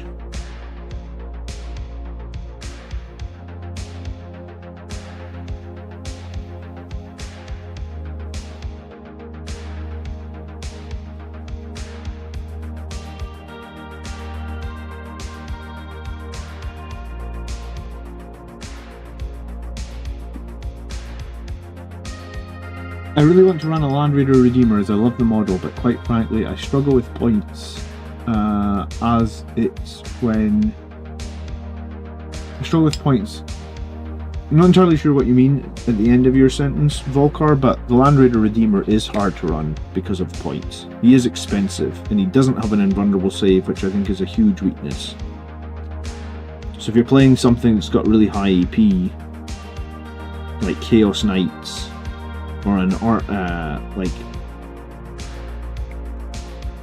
Death Guard have very high AP. If you play stuff with very high AP, you can very, very quickly lose the 285 point Land Raider, and it feels genuinely pretty bad when it dies. Like, it's usually a big moment in the game when you lose your Land Raider. So I think it's like, I played a list before I settled on the list I took to the GT in January. I was trying like a double Land Raider list. Or do you know what? I think I was trying double Land Raider list before I went to the GT in the summer. And I moved away from it because it's just like, it's so many points, and some armies just counter it really hard. And it's not like Land Raiders are bad per se, like they're pretty useful. In some games, like if you're running a Land Raider Redeemer, there's some games where it's just flat out going to be your MVP, right? Like, I've had turns when it's like, oh, the Land Raider Redeemer's been charged, and it's Overwatch, it's just wiped out the entire squad, or 90% of the squad that was charging it. So it can still do like some crazy work. But no, I totally understand what you're saying about it. It's like, it's a big point investment, and you've got to get value out of the points, and it's like, how do you fit it in? I'll be honest with you, I was playing it when it was 265 points. When they put it up to 285, I kind of left it. I haven't revisited it. Just like I said, it's got some weaknesses. So it's like 285 points, but it'll be like, it'll be great in some games, but in some games it'll be weak. So like, it's hard to include it for a tournament list when you don't know what you're going to be playing against, I feel. But there is some games that will do great. When do you think GW will release Sanguinary Guard for the Horus Heresy? I'm not really sure, dude. I don't really follow Horus Heresy, I'm afraid. I would recommend you a channel that does Blood Angels and follows Horus Heresy, but I don't know one. If there is one, I would recommend it. But yeah, I guess I'm not the person to ask about Horus Heresy stuff. I honestly don't know.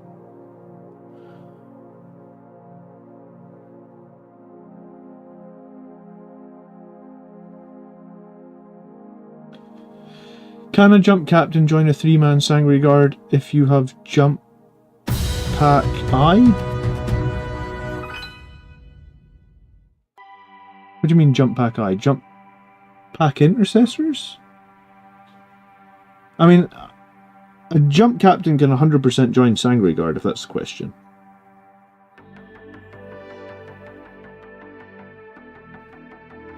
Volker, thanks so much for the 2. Appreciate it, dude.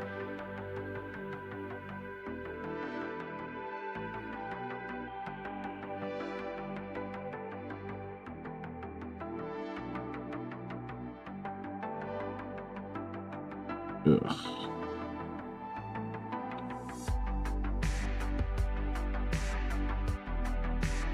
Do you know what? I've done one squad of assault intercessors, like the new ones, the like the Primaris jump assault intercessors, and I actually think that if you get a squad fully painted and whatnot, they are pretty nice models.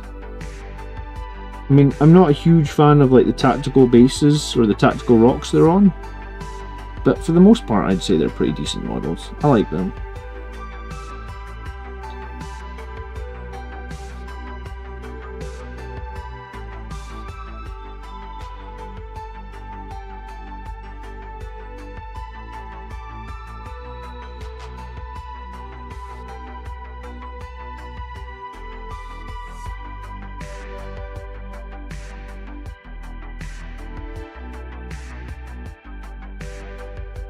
Yeah, the thing about captains joining the 3-man Sanguinary Guard is that it's actually really good for free stratagems, especially if you want to rapid ingress some Sanguinary Guard, because if they're led by a captain, then when you do the rapid ingress, that means you can do it for 0 CP, which is kind of cool, I guess. I mean, you don't have to, but rapid ingress is very powerful, and doing it for 0 CP is also pretty nice, right?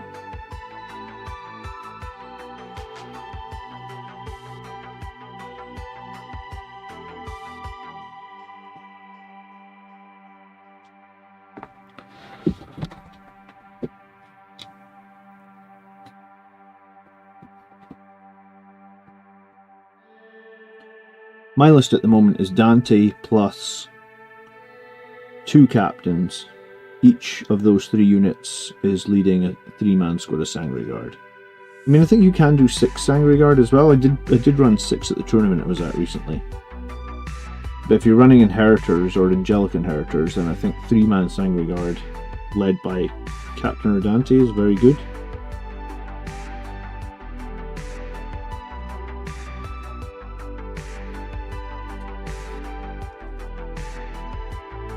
I suppose the one negative part of the Crimson Lord pieces is that you've got all these ornament bits hanging down behind their back, and it's hard to paint their belts and stuff like that, isn't it?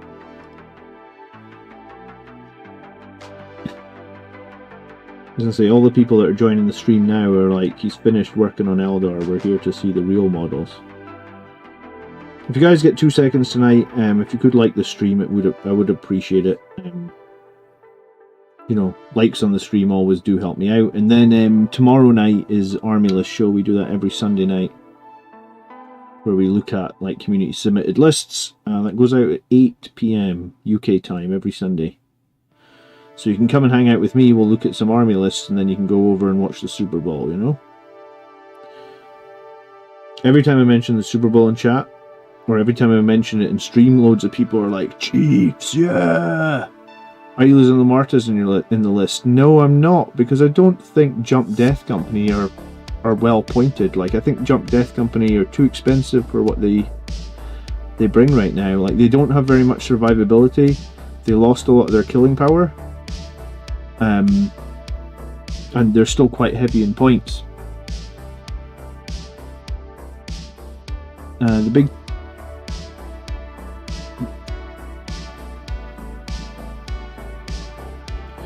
Well, I think Angelic Inheritors just benefits a lot from lots of little units led by characters. That's the big benefit of playing Angelic Inheritors, and I guess lots of little squads of Sanguinary Guard led by characters is just very strong in that detachment.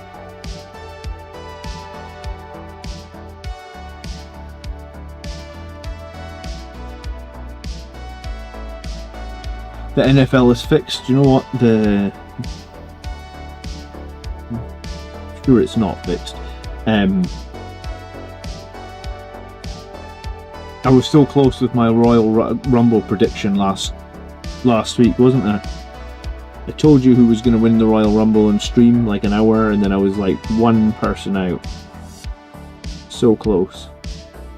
I actually thought when it was just down to John Cena and the other guy, actually J.G. Urso or something, I don't really know him. I know John Cena though. I really thought, I was like, oh my god, I guessed the Rumble right. I kind of thought I had, though. But no, he bottled it at the very end, didn't he?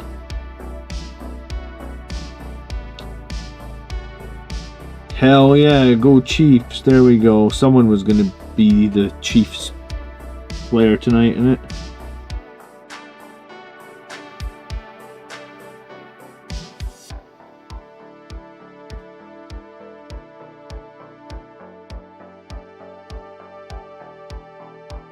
Who's the halftime show this year? I actually don't know.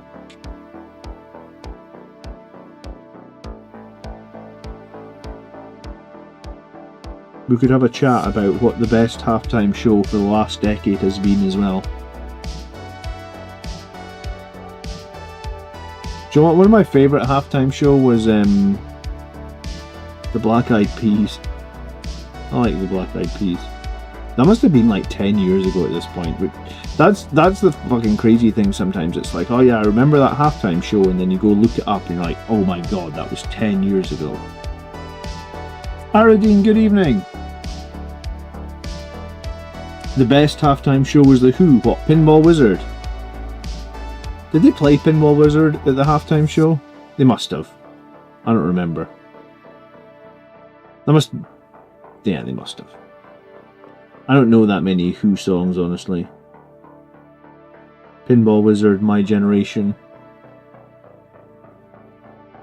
The only reason I know My Generation is because Green Day covered it. They played a melody. Oh, well, yeah. I mean, I guess everybody plays a melody at the halftime show, don't they?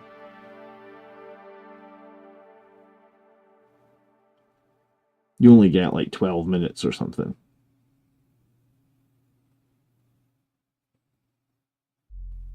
I'm still waiting for Metallica to do the halftime show. They haven't done it yet. I'm so glad to be playing Necrons rather than watching the NFL. You know, here in the UK, man, we literally get one game of NFL a year on television. It's the Super Bowl. We don't get any of the regular season games. You might get the highlights, like on a Saturday morning, or a, you know, like you might get like a week's worth of like a highlight show, which shows like the best plays of the game, like a 45-minute show, cover like all 16 games, or how, I actually don't know how many games there is in a regular week of NFL. It must, I think there's 32 teams, right? Something like that. So it'd be like 16 games. So yeah, I mean, the only game we get in full is the Super Bowl.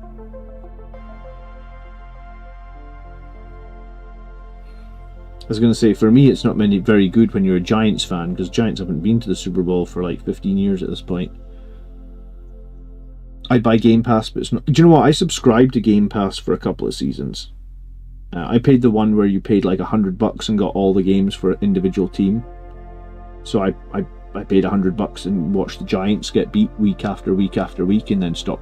The game they play in London, do you know what? Sometimes I think you're right. I think the game they play on London, they do show on television, but I always kind of forget about it, because like Saturday afternoon is football for here in Scotland, you know, like, so usually on the weekends I'm thinking about football, I'm like soccer, sorry. So yeah, I think we do get the game that's on London, because I think they're doing 3 games a season now, right? In London? Is it as many as 3? Maybe it went up to 3 and it's back to 2. I actually don't know. But yeah, I think we do get those games on television. But I guess I'm guilty of just on Saturday afternoons. I'm usually thinking of, or Saturday or Sunday afternoons, I'm usually trying to watch soccer. So I guess I'm not. There's probably a few NFL games I could have caught, but I just didn't, I guess. I'd like to go in London one time, because I've been to I think I've only been to one NFL game ever. Yeah, that's it. I've only ever been to one game, and it was in the Giants Stadium, MetLife Stadium.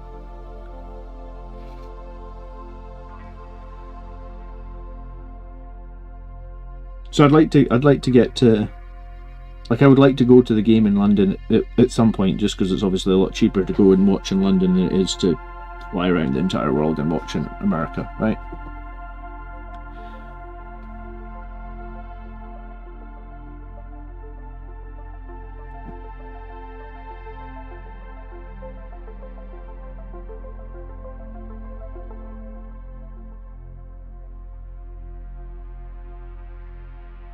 Actually, I probably shouldn't be doing any detail yet on this combi weapon lieutenant because I need to give him another coat of red. So this is probably a pointless task, so probably we'll give him another coat of red before we start putting any more detail on him. We're going to put another coat of red before we put any more detail on this guy.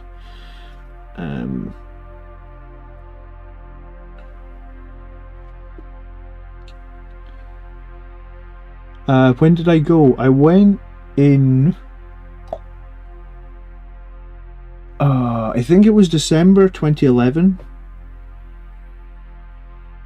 And I saw the Giants... I think we still had Manning in 2011. Yeah, I think it was Manning, well, like one of Manning's last seasons. And I saw the Giants beat Philadelphia like 35-7 at home. But it was freezing that day. It was like 20 degrees or something. My feet were numb by the end of the game. Like, and I was like, I feel like I was well prepared. Like I was wearing thick socks and like big boots, but I just had like very little feeling in my feet. It was absolutely freezing.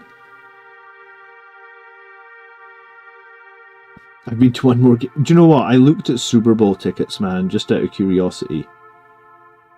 To be like, one day I would like to take my kid to the Super Bowl, and then I looked at this cost and I was just like, oh my god. Like nosebleed seats at the Super Bowl, you're like $3,000.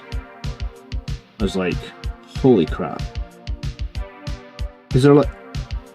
that's what I was actually gonna... I don't actually know, like, seeing like cup finals here in the UK, if there's like a cup final, they do like a lottery for the tickets. So like regular people that don't have like season tickets or year-long tickets, I don't know what they call, you call them season tickets in America? Like regular people can get regular tickets at like a good price. Like I got cup final, I'm a football fan, and I got tickets one year for our cup final, and the tickets were not, they're like 40, maybe £50 a seat or something. A regular seat here in the UK is like 25-30. So like the cup final tickets were like double, but like they're still only like $50. You know, like Super Bowl tickets are like 3,000. Like what does a regular seat surely is like a couple $100, yeah? Like, so if you don't have a season ticket and you just rock up on the day to the Giant Stadium, can you just buy a ticket? Or would the whole stadium be sold out and you can't do that?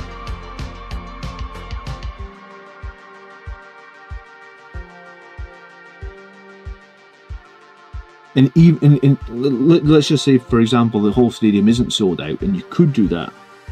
How much would a ticket be, right? Like how much is just like a regular NFL game ticket for like one game for one adult? Like that, yeah, like 100? I mean, it's a bit more expensive than soccer, but I mean, so the Super Bowl tickets, are that just, I guess my question is, like when you go onto the website and I looked at Super Bowl tickets and they're $3,000 a ticket, that is somebody that bought a ticket for 100 and has relisted it for 3,000, right? Or is nobody getting tickets for like a couple of, like no one's getting, like there must be some cheap tickets for the Super Bowl, right? Like there must just be some like regular seat tickets that, but like how do you get in the queue for them, or how do you get them?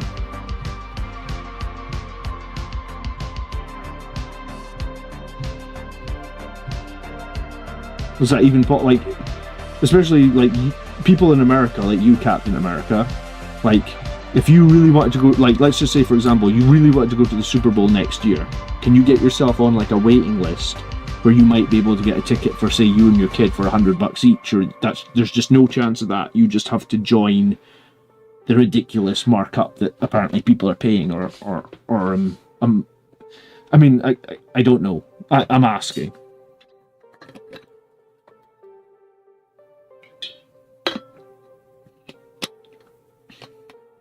Parking at the stadium is $100? Jesus Christ, man. The world's gone mental, hasn't it?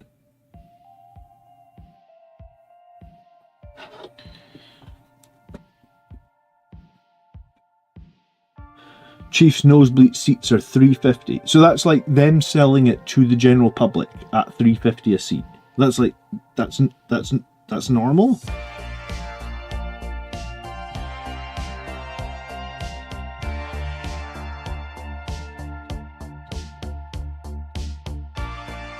Because like the team I support is Dundee United, and yeah, we're not a very big team here in Scotland. But like, if I wanted to get, like, they're not playing this weekend, but let's say they were, like, if they were playing tomorrow, because sometimes they have a game on a Sunday, I could literally go on their website right now. They wouldn't quite be sold out. You know, there'd be a couple of hundred seats probably free in the stadium. So I could literally tonight, if there was a game tomorrow at noon, I could buy a ticket for myself and a ticket for my son. Well, actually, he'd go free because he's under.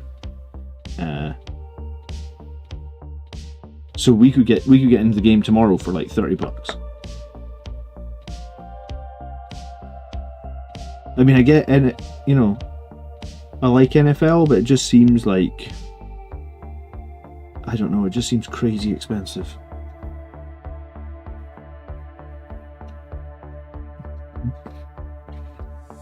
But yeah, I mean, I'd like to go to the Super Bowl, but now that I know how much it costs, I don't think I'm ever going.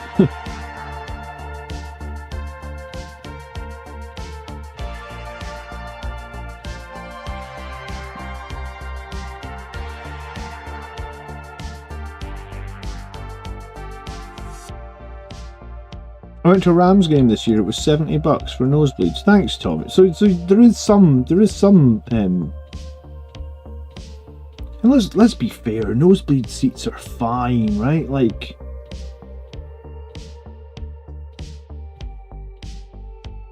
a seat's a seat, man. Everybody sees the game. I feel like, if you really enjoy the game, go home and watch the highlights on television. That's what, like, I've literally been to the cup final for football here in Scotland. I've watched us win the cup final, and then I've gone home and watched the goals again on television, because you don't get the replays the same and stuff in the stadium anyway, do you?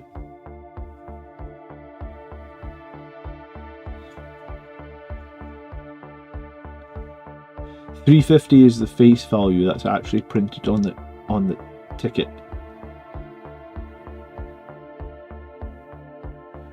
I don't know what a Marxist is, but I mean, if I keep mentioning US prices, maybe Trump will put a tariff on Blood Angels Commander, you know?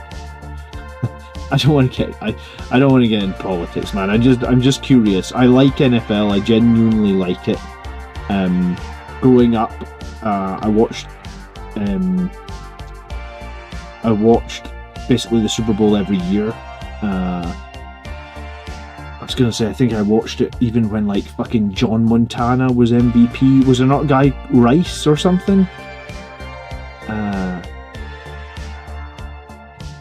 bet you if I go back some of those Super Bowl... Like, I've watched the Super Bowl since the mid-90s or whatnot. I don't always stay up and watch the whole game, but I'd usually catch the replay. So I like it. I never got to go to the Super Bowl with my dad. I was probably just thinking about that the other day, because... crazy thing for me is that my dad's passed away now, 16 years. It's the 1st of February is the anniversary for that. And yeah, sometimes it just like hits me a little bit on the 1st of February, right? So like I was just thinking on the 1st of February. I knew the Super Bowl was coming up. 1st of February hit, so my dad always passes, or he always, like, it's always around the time of the Super Bowl, right, that he passed away. I was just thinking, like, how cool would it be one day, maybe, like, Michael's only 3, but I was thinking to myself, like, how cool would it be if I got to go to the Super Bowl with him, because, you know, I never got to go with my dad, for example. And then that's when I started looking at the costs and was like, holy shit balls, okay. Press F, I appreciate it, dude.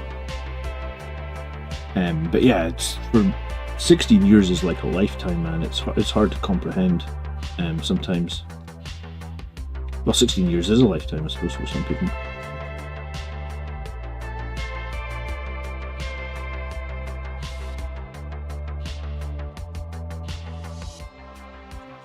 I do quite like this new Jump Captain.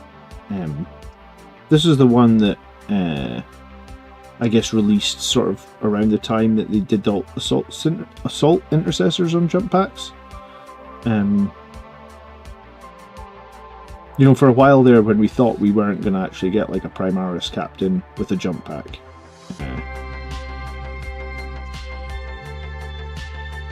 This guy feels quite substantial. Feels like you lead the new Sanguinary Guard pretty nicely as well. Maybe go to WrestleMania instead. Do you know what? I have been to WWE once, and I really enjoyed it. I'd love to take my kid to WWE as well, actually. I know how fake it is, but it's entertainment, right? I mean, if I had to choose though, WrestleMania or the Super Bowl, I think personally I would rather do Super Bowl, because I think I just enjoy like competitive sports probably more than... I know wrestling's pseudo-competitive, but I also know it's pretty fake, right?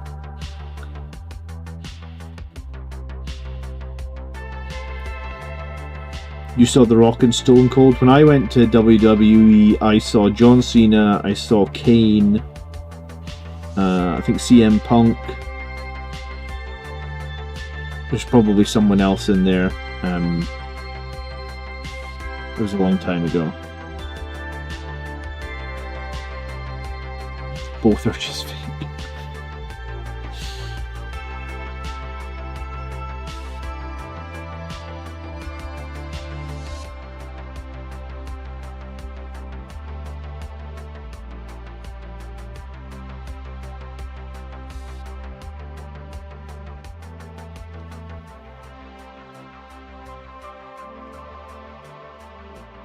So I think I'm going to give this guy and the Combi Weapon Lieutenant like a golden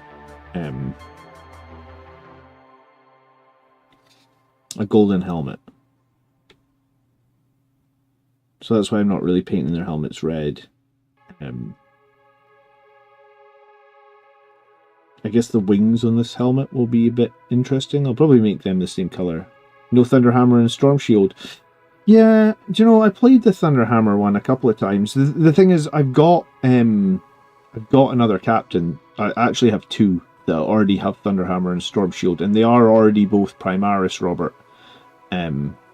Because like when Primaris Marines were first released, I was like convinced that like jump captains would be out very quickly or very soon. So I built two Thunderhammer and Storm Shield Primaris captains, like on bigger bases with Primaris bodies. Like I guess I built those like start of 8th edition or something. So I have I already have two that are Primaris sized with Thunderhammer Storm Shields. So I gave this guy double axes because I just wanted him to be a bit more thematic, and you know, I could run him with like a power fist, or I can run him with like a power weapon, I guess.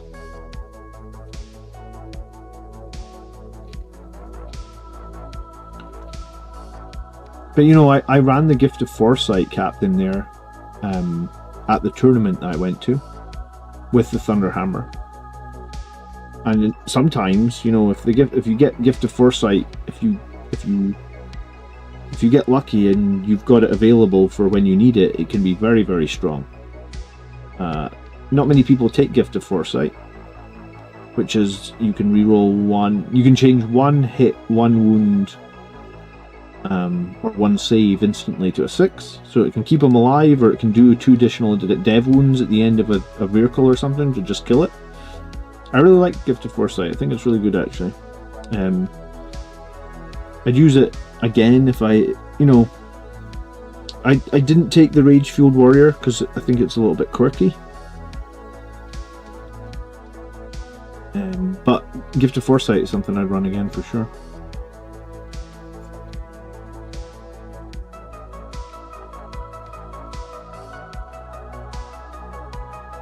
And yeah, I mean, if you've got a Thunderhammer, a Gift of Foresight is really good because you can roll your, like, I guess in Liberator Assault Group it's 6 attacks. So you roll your 6 attacks, you re-roll your hits hopefully because of like Oath or something, and then you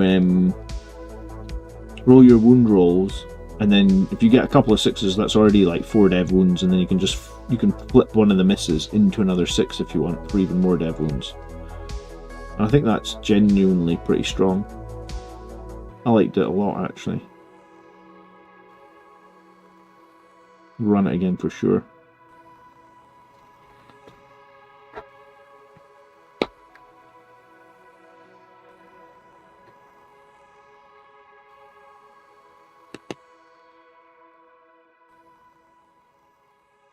I don't know if I like the Thunderhammer so much in Angelic Inheritors, but I mean, I've not tried it. And I suppose the cool thing about the Angelic Inheritors is you are re-rolling wounds. So you're probably going to roll at least like 1 wound roll of 1, which you could potentially re-roll into a 6. So I mean, it's not the worst thing in the world to have, is it?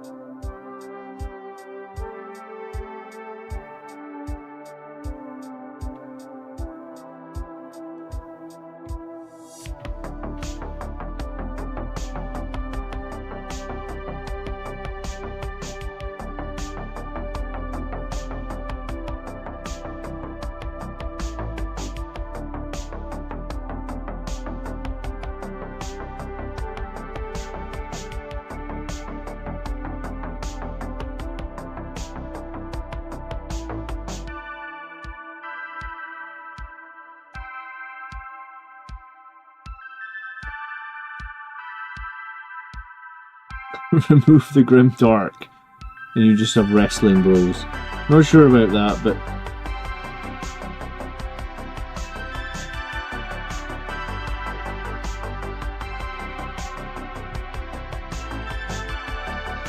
I like these little pauldrons as well that you get from the Crimson Lords.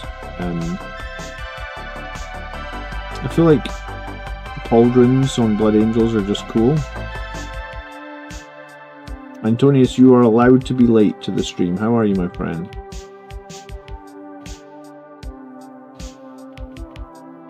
I was gonna say I might have just been streaming a little bit earlier tonight.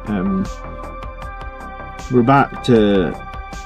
I streamed last Saturday night, and we streamed again tonight. So I've managed 2 Saturdays in a row, which is good because I had a little bit of a break over the Christmas holidays.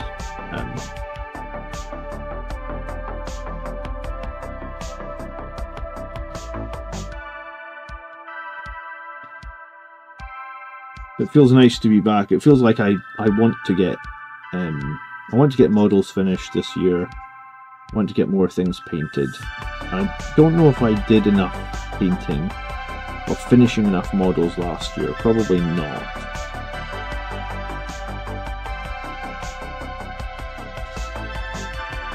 So we'll try and do a little bit better this year.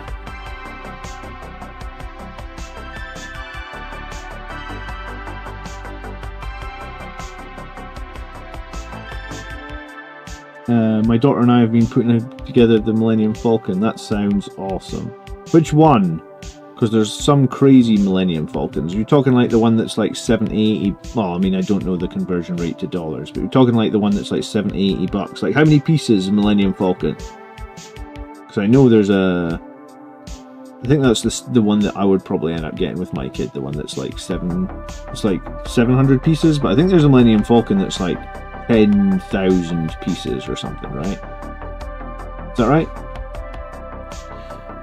Alex was watching the 3 Grots Firestorm video that detachment would be so much better with a fallback shoot and charge. Yeah, it really would, wouldn't it? I actually thought the detachment would be a lot better with like another sort of like reactive Overwatch type strat or something. I mean, I think it's got better, but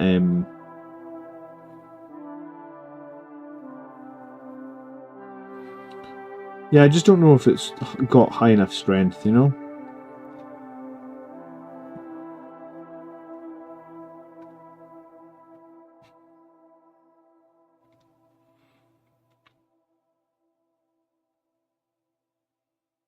Oh, that's super cool, man. I enjoy doing Lego with my kids. I'm looking forward to when we can get some of the bigger sets. At the moment, we're very much... I wouldn't say we're trapped, but we do very small sets. You know, like an hour at the time. That's sort of their attention span.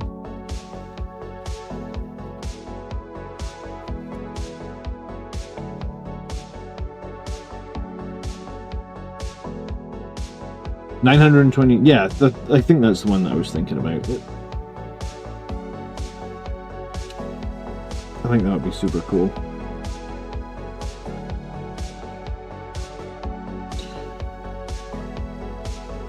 My kids very much love Marvel as well, so I know that there's like a million Marvel Lego sets. So at some point we'll be getting some Marvel sets. They're not really old enough for the Marvel movies yet, but they watch like there's like some superhero cartoons on Disney Plus for like very young children.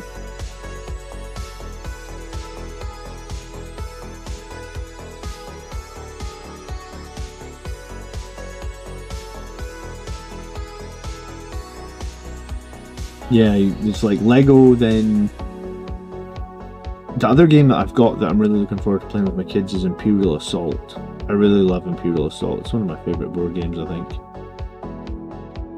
And I've got like a bunch of the expansions. So when my kids are old enough for that, I'm gonna... Hell, maybe I'll stream Saturday night in the Stewart family. We'll play Imperial Assault. That'll be fun.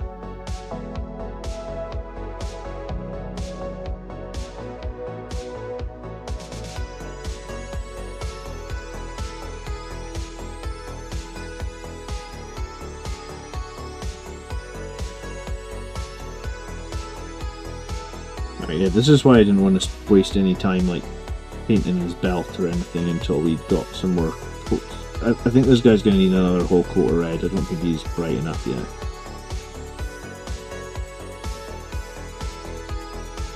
So I think this guy will get a third coat of red and then he'll be bright enough.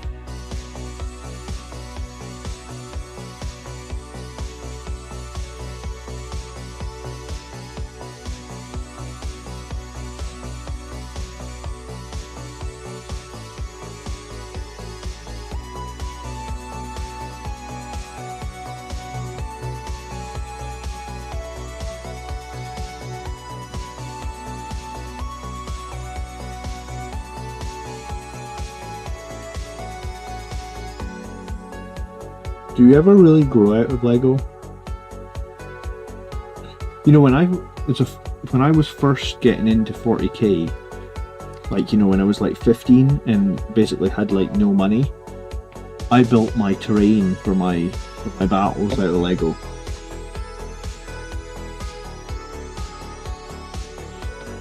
So I guess like if you're really struggling to afford to buy terrain, you've got like boxes of Lego.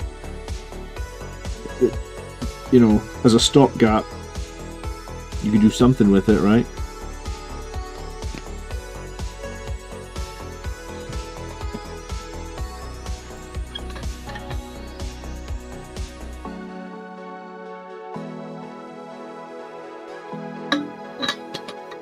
I built my first Eldar model today in 25 years, Antonius. Here he is. I was going to say, I don't know how well it looks because this model is actually a fucking nightmare to put together. I had to rip some of its arms off. There's like lines of glue attached, or that's fluff maybe. There's some bad mold lines in there as well. But we got them made. So that's something.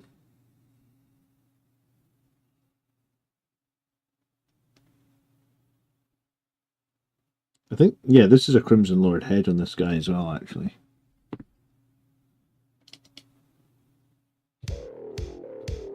Oh, it's a lady? My bad.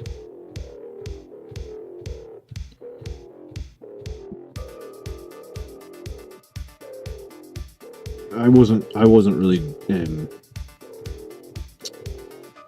differentiating. I was just calling it a filthy Xenos.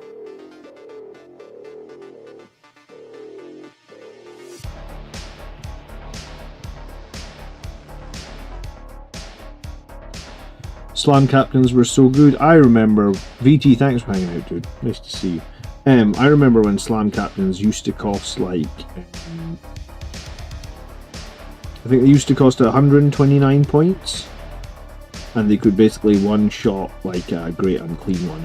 It was the most glorious time for Blood Angels. 3 slam captains. I think only one of them could be like crazy powered up with like because you had to spend CP and crap on them to make them super powered up.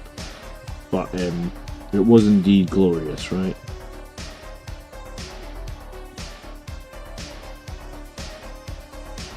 The Lego castle was an absolute must. I think I had the castle, and I think I had like a pirate ship or something. That's what I ended up using to build some of my initial Warhammer terrain.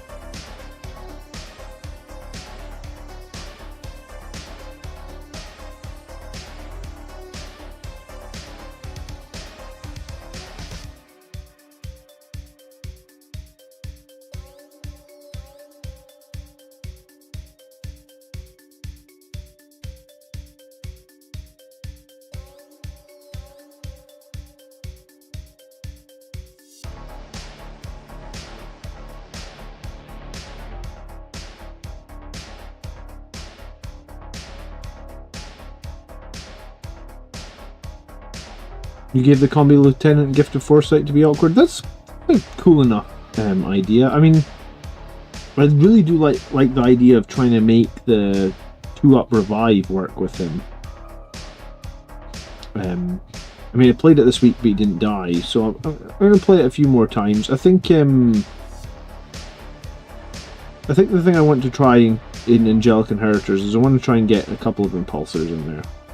Because I think the impulsors are super good for Blood Angels. I really like playing impulsors for Blood Angels. I think it gives you... I guess it gives you a bit of presence on the board early game. Because you're like, oh well, if they kill an impulsor, do I even really care? Probably not. And also, sometimes they can just whiff against impulsors because of the 5-up invuln save, and also the T9 is not too bad either. You know, T9's a lot better than like the T4 bodies that we normally have to put on objectives and stuff, right? So I want to try and make a list similar to what I was running in Lag, like a Angelic Inheritors list, but at least 1 impulsor, maybe 2. And see what we can, you know, see how we feel about that. And I think we'll start with 1 impulsor, because I want to have lots of little units of like Sanguinary Guard and anything else. Anything that's very killy, lots of little units.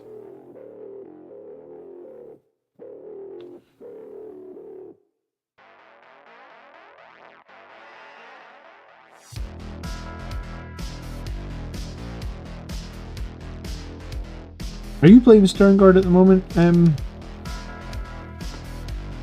Hello, Foz. Luke, one of my filthy Eldar arrived. My codex didn't, though. I think my codex is going to come in the middle of the week.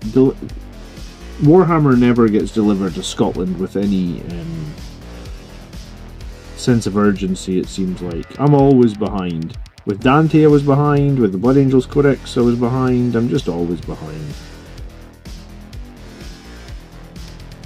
I actually ordered that one Eldar guy from another website because I thought that was going to be the problem for like getting the rest of my order on time, but turns out no.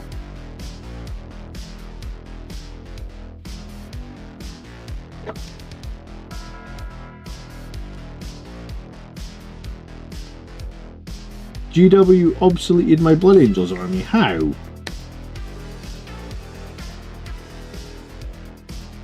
Danguinius, what other armies do I play? Up until recently, none. Literally in the last month I've got Eldar. But I've never played them. But I have them now. But yeah, for the last 10 years, maybe a little bit longer, I've been exclusively Blood Angels. I mean, I've played Black Templars a handful of times. I've played Gladius Task Force for like 6 months when the Blood Angels detachment was bad. But yeah, no, I have been Blood Angels through and through now, pretty much exclusively for like the best part of 10 years.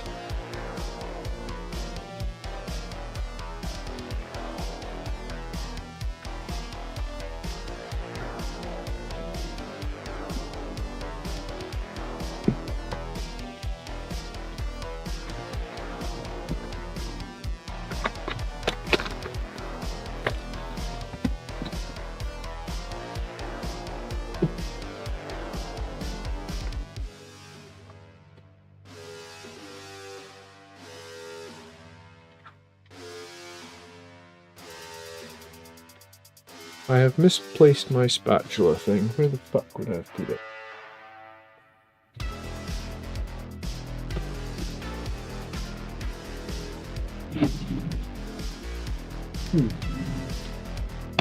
That's annoying. I want to get some texture paint on a couple of these bases tonight.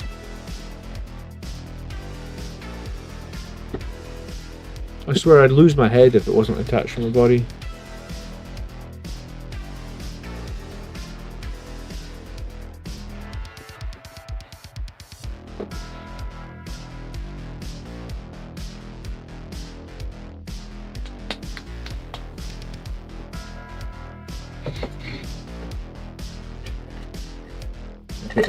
Hey, here it is. Good.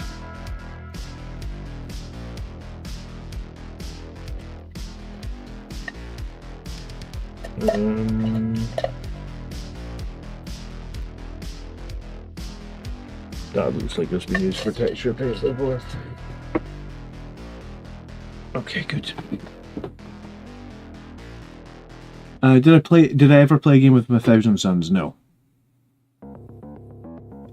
I bought them like 8 years ago. That's kind of what spurred the decision to buy these Eldar models, because the Eldar models were crazy cheap. It was like, I've had the 1,000 Suns now for like 8 years on their on their sprues. So should I just maybe, I've got the opportunity here to pick up a really cheap Eldar army, should I just do it? So that was my decision behind it, Foz. Because yeah, I mean, I honestly don't know when, if ever, I'm getting to a point where like those 1,000 Suns, I haven't even made the models, let alone even thought about spraying or painting them, right?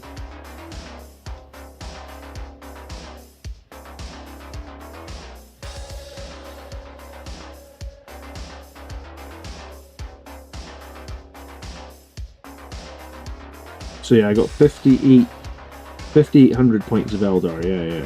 That was it. 5,800 points for like $300. It was honestly too good a deal to turn down. Guy just wanted a quick sale, and I was happy to pay the money for that.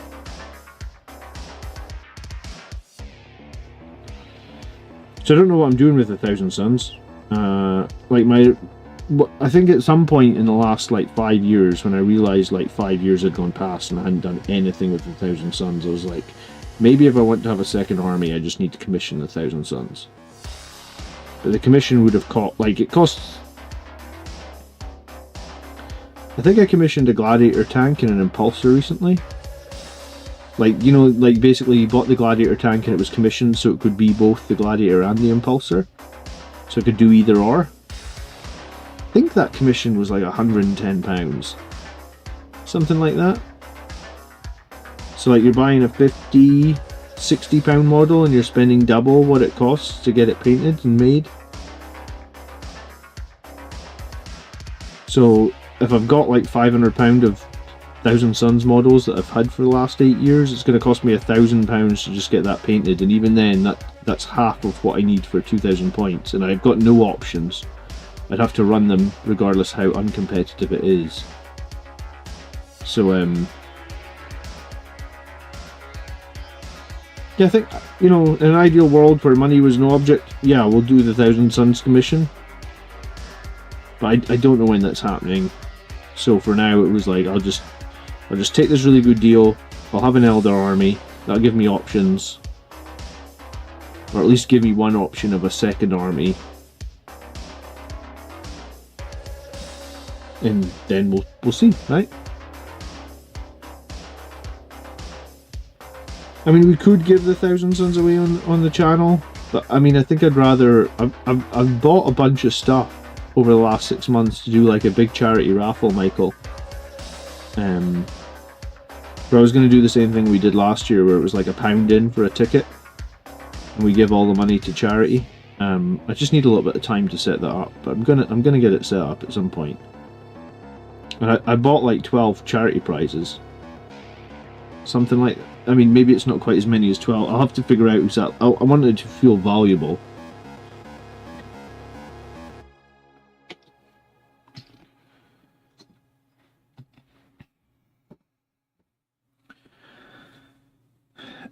But yeah, I mean, I like the idea of having 1,000 Suns. I like the idea of having 1,000 Suns more than I like the idea of having Eldar, to be honest with you.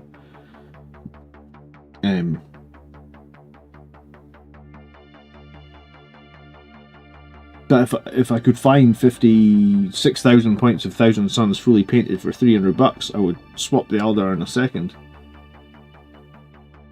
I mean, the kits will have gone up a bit, Robert, but like, I didn't buy that many kits. I had like a squad of Rubrics, a squad of Zangors, a Demon Prince, a Vortex Beast. I think there might be one other kit. So yeah, I mean, maybe, you know, it's gone up $50 when I bought it, but it doesn't make too much, doesn't change much about, you know.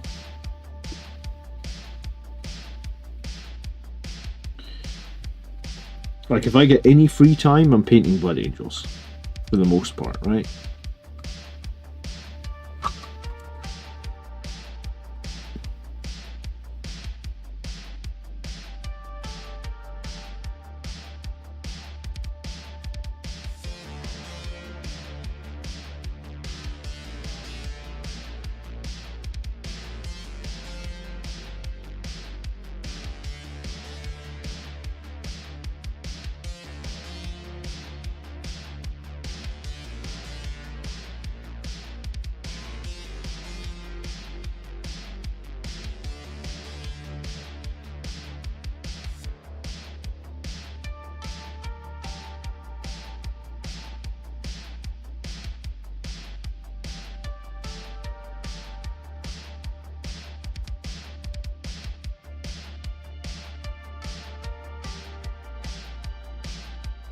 If Emperor's Children still had Sonic Hellboots, I would consider collecting. Do we know, like, all the options that they will have yet, the Emperor's Children? Because I think they're gonna have Hellbrutes, right? Is the Sonic Hellbrute a special one or something?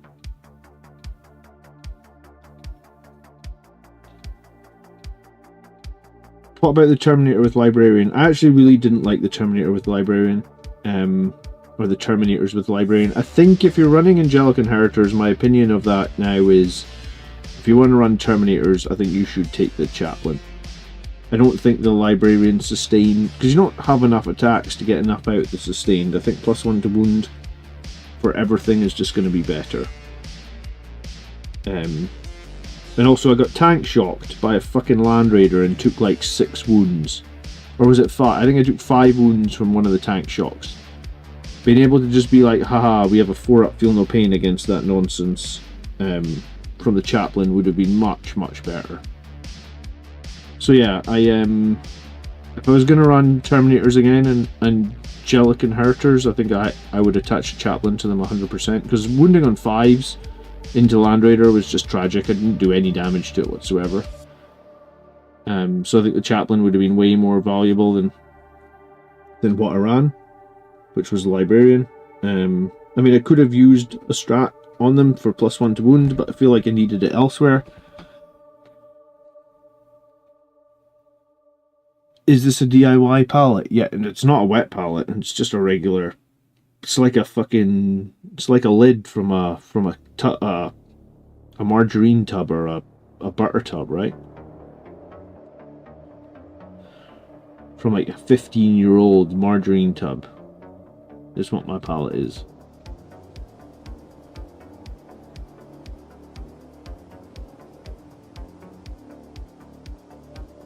That's the one thing that I'm actually quite good for on this channel is like using really old crappy hobby equipment. I don't use anything that's like brand new or state of the art. I use all this old crap and it works just fine.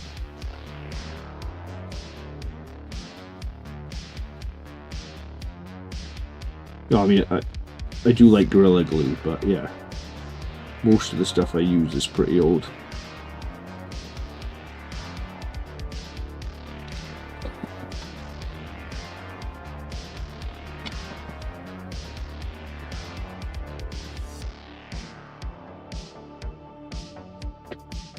Mortal wound protection with the Terminators is pretty nice, especially with the dev wound charge. What dev wound charge?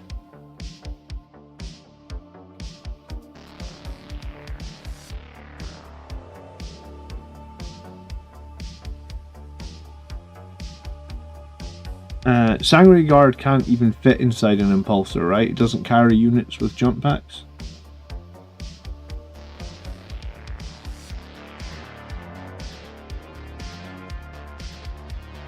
I love MacGyver, by the way. Like, not this new... I know there's a new MacGyver. I'm talking about Richard Dean Anderson. The 80s MacGyver. The real MacGyver. I haven't watched MacGyver in ages. But I do love him. Oh, you guys are still chatting on Sternguard? Alright, okay, yeah. Sternguard are somewhat interesting, right? Have you guys actually been using them?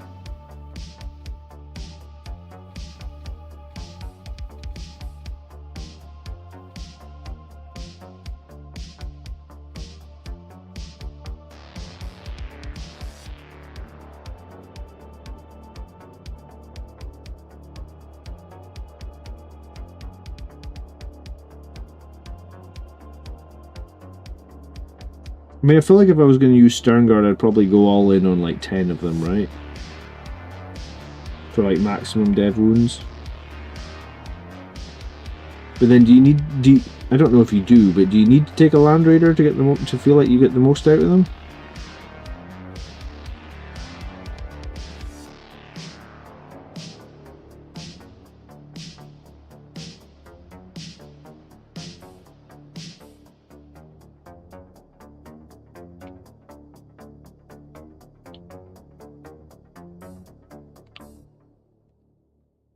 Stick them in a repulsor.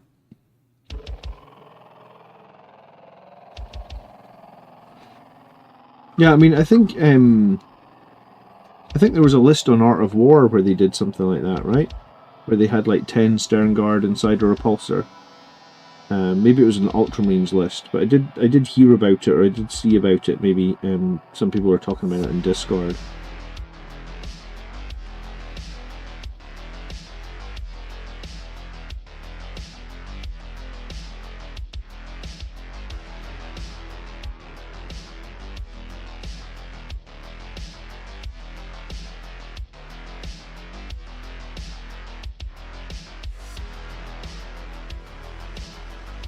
I just don't know if I feel like they have weight of fire with 5 of them. I mean, I think 10 of them have weight of fire, because you kind of have to use your Oath of Moment on their target, right? Because you want all those rerolls. So if you're using Oath of Moment on their target, surely you want 10 to sort of get the maximum out of it. I feel like maybe.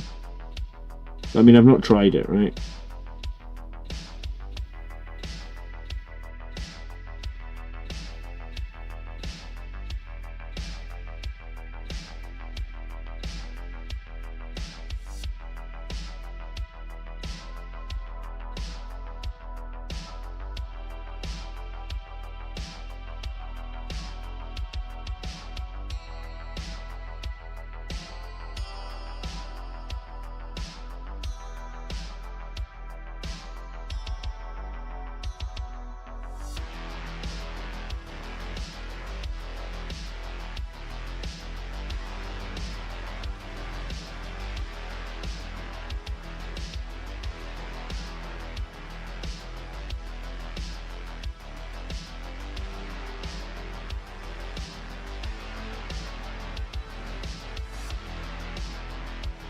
Well, when you try 10 inside a repulsor in like a Blood Angels detachment and you have some luck with it, come back into the chat and let me know so I know what's good.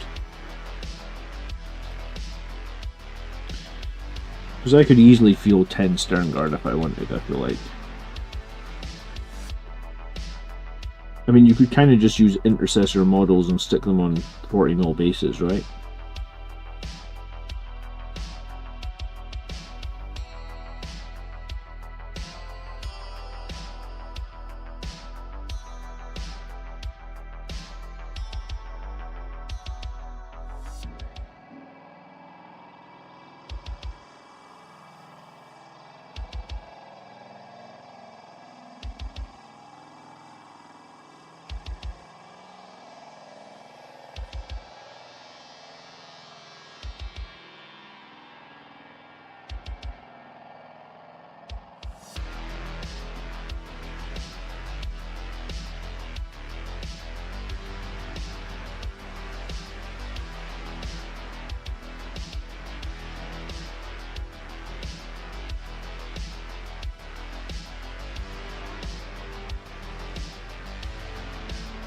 Oh, Stern Guard are 32? Oh, why did I think they were 40?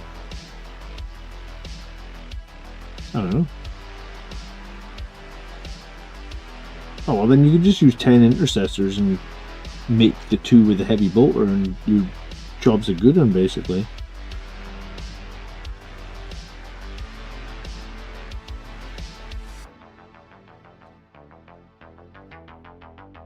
I suppose the cool thing about Angelic Inheritors as well is you can get sustained 6s, right?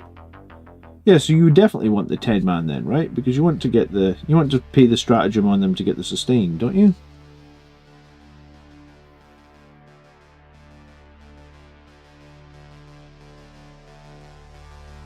So if you can get within 12, you get 30 shots, sustained 1, rerolling all hits, rerolling all wounds, devastating wounds.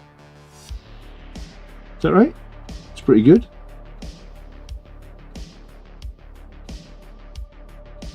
I mean, if you've got 30 hits, rerolling all hits.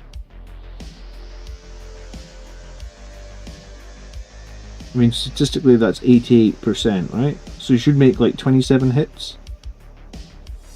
So before you reroll the wounds, you should get like 5 or 6 sixes. So yeah, I mean, it's like 10 dev wounds guaranteed, probably.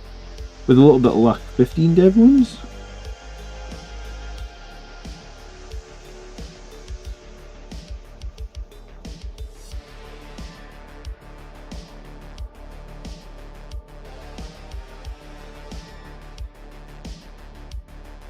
You don't have many things in the Blood Angels list that can kick out 15 dev wounds.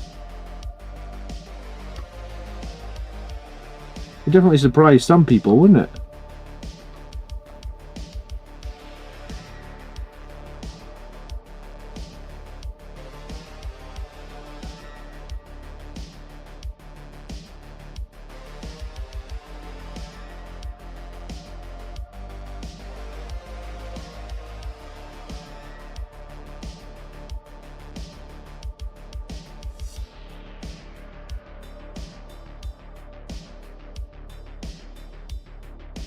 You could take incursors to give them +1 to hit as well, yeah?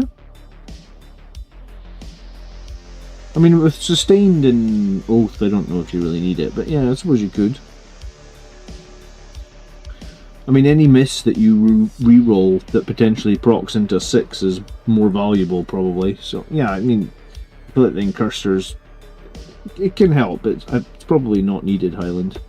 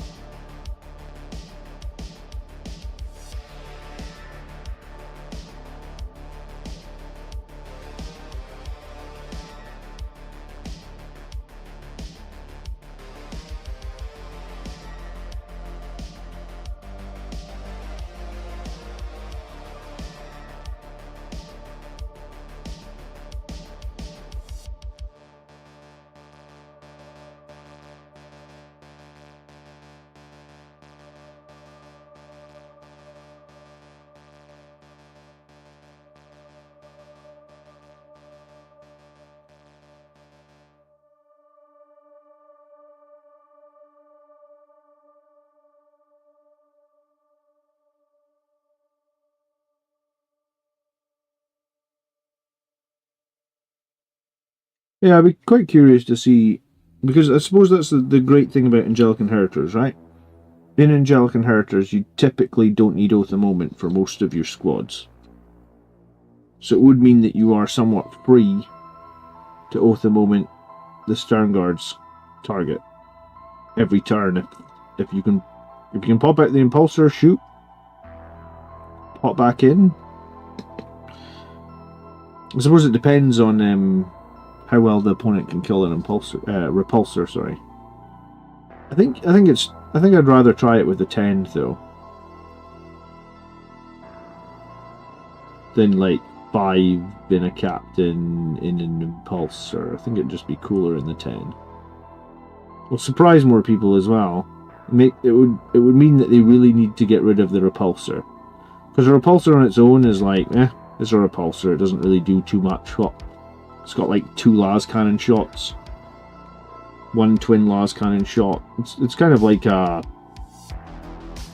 bad predator tank, if that's a good analogy for it. In terms of firepower, I feel like it's like a bad predator tank.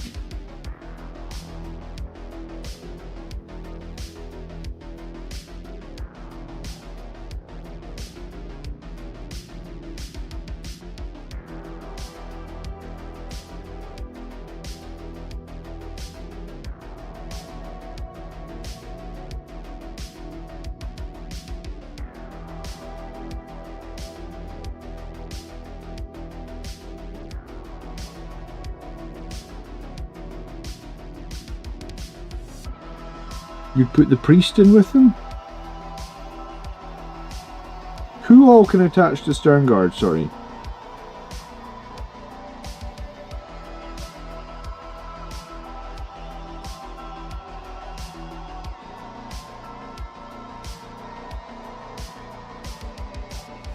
I mean, I suppose a 5-up Feel No Pain isn't the worst thing in the world to have.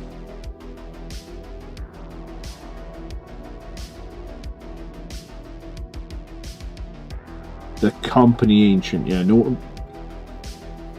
I appreciate the enthusiasm, but I feel like most people are not going to take the Company Ancient.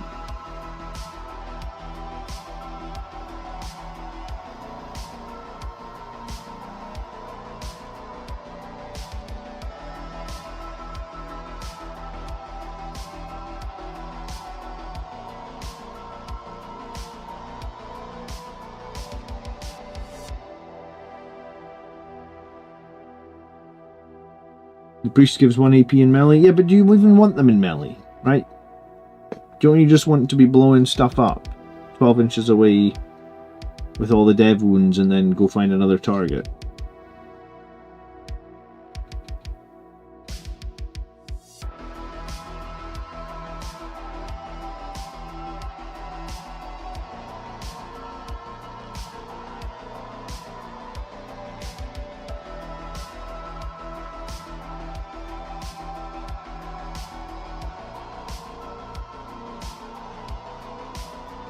I feel like I would be avoiding melee with them.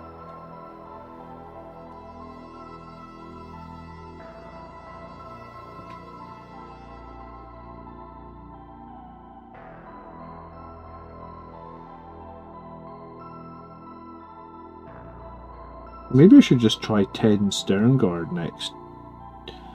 Next Angelic Inheritors list.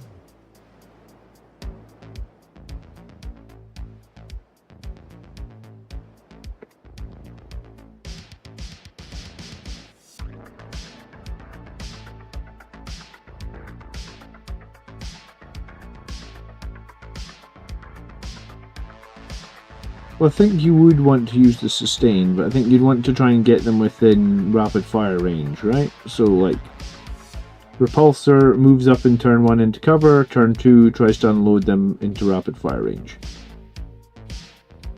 Hopefully they can stand next to the Impulsor, so that if they get charged they can jump back inside.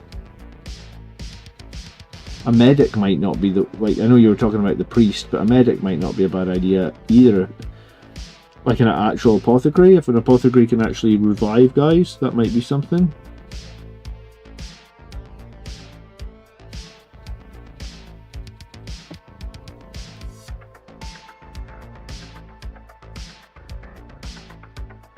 Crispy Delicious played 5 Terminators with Librarian last night in Angelic Inheritors. They're going back on the shelf. That's pretty much exactly how I felt, Crispy.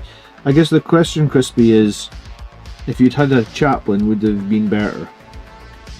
Because that's kind of how I felt afterwards. I was like, I should have run these guys with a chaplain, because the chaplain would have given them +1 to wound, which is much more valuable with the wound rerolls. And the chaplain would have also given them a 4-up feel no pain for when they got tank shocked and took like 5 mortal wounds.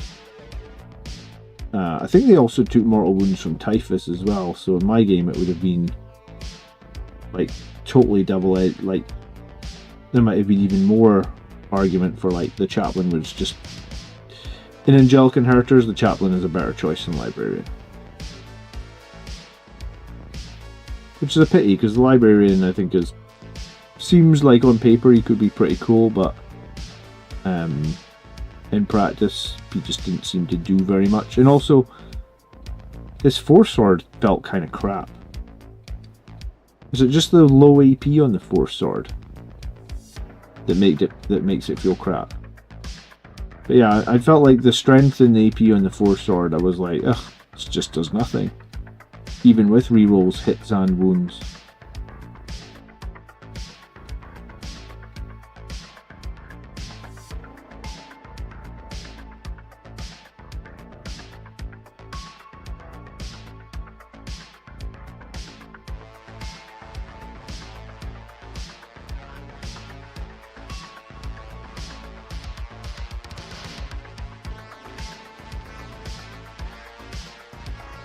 Cruiser says the Librarian is good in Bloodless Angels. Yeah, I mean, he just didn't seem very good in Angelic Inheritors, honestly.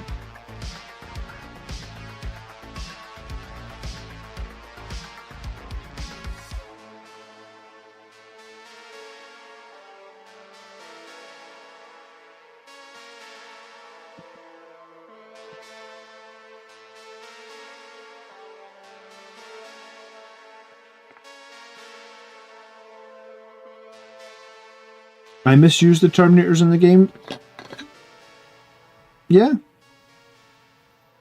How would you have used them in that game? I mean, I had a Land Raider that was coming down my flank that I had to get rid of, I felt like. And the Land Raider had Death Shroud inside it.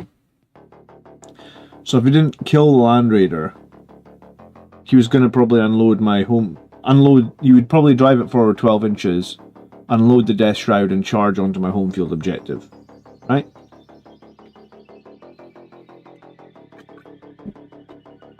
So I feel like I needed to do something to deal with that in that game. And the two choices I had was the Terminators or the Sanguinary Guard. I mean, I guess the difference... the Sanguinary Guard would have been able to wrap an Ingress a little bit further away, so they wouldn't have been able to be tank shocked. But I thought, on paper, I thought to myself that the Terminators were more likely to kill the Land Raider than the Sanguinary Guard, because I felt like they've got power fists. But maybe the Sanguinary Guard would have been... and I mean, there was more Terminators than the Sanguinary Guard as well, right? So it was like 5 Terminators with sustained. I felt like that was a better choice at killing a Land Raider than 3 Sanguinary Guard with a Captain. Yeah, that's what it would have been.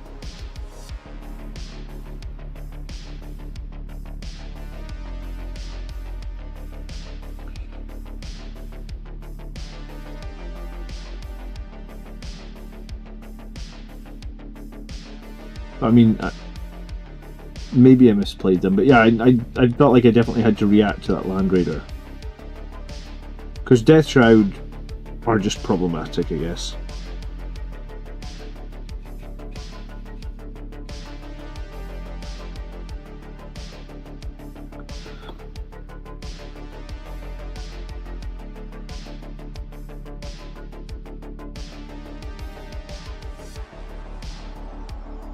I don't know if I like Terminators with lightning claws, man, just because 1 damage. Just, I mean, I guess you come up against a bunch of stuff that make you -1 damage, and then, but yeah, I just feel like 1 damage Terminators are not that exciting.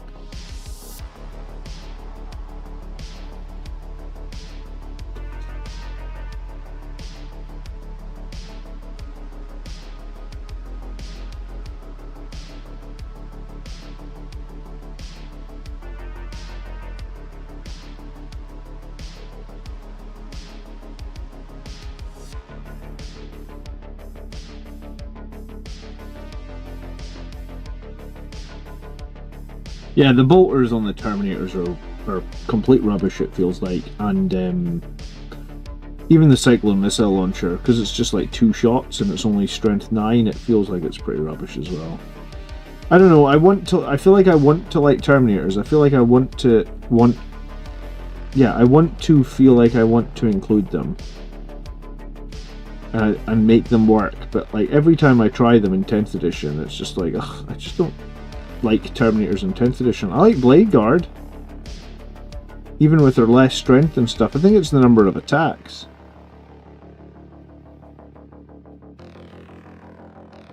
But yeah, I mean, I do want to like Terminators. I have a lot of Terminators. I was literally putting base coats on Terminators as on the stream, right? Like 10 minutes ago, I was like putting some texture paint on the bases of Terminators, because I was like, I don't actually have that many bolter Terminators completely finished, so just putting some texture paint on some of them.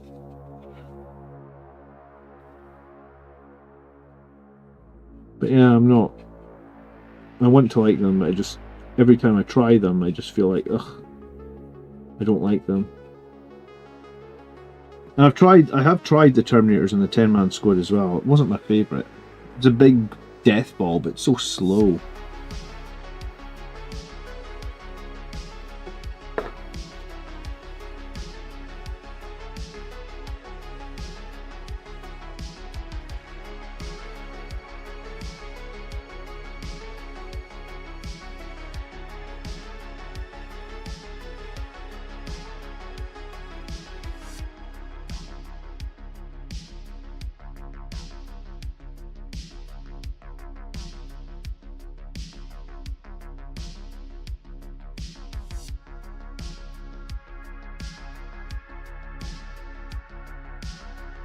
Alright, I'm gonna be off in a minute. I've been live for 3 hours now, guys, so that's probably gonna be it for tonight. I'll be back tomorrow to do the Army List show at 8 PM UK time.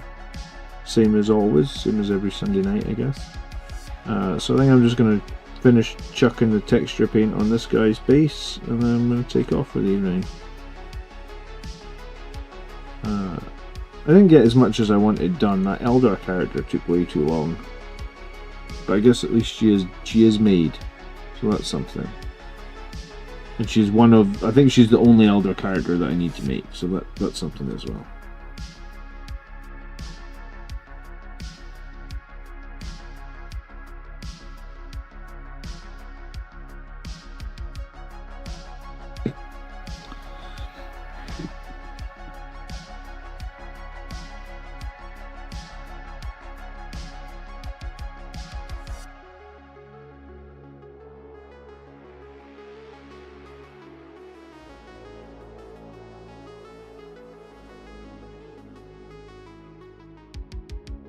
You know that you can't double stack +1 to wound, right?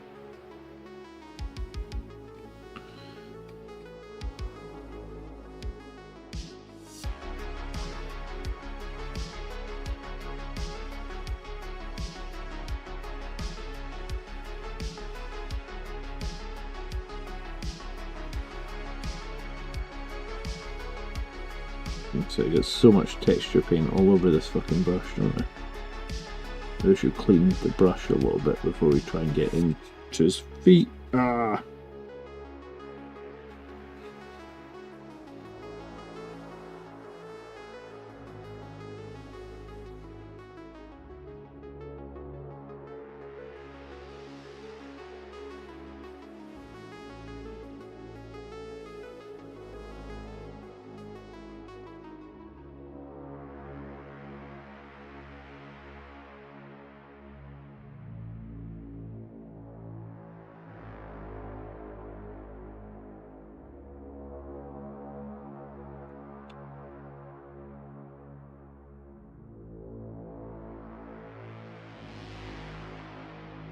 Yeah, got some tricky bits to get under here.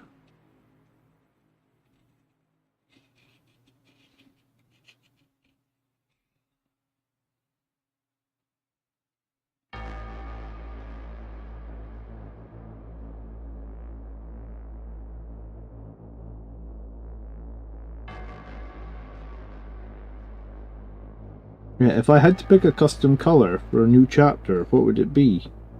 I really like the gold on non-Sanguinary Guard units, Cambo. I don't know if you've seen the Blade Guard models that I did, but I did Blade Guard in gold, and I think the Blade Guard in gold looks super dope, and nobody does it. And I think it kind of makes sense in the lore, actually, that Blade Guard would be gold, because they're first company, right? I mean, in some ways it probably doesn't make sense that Terminators aren't gold, because they are first company.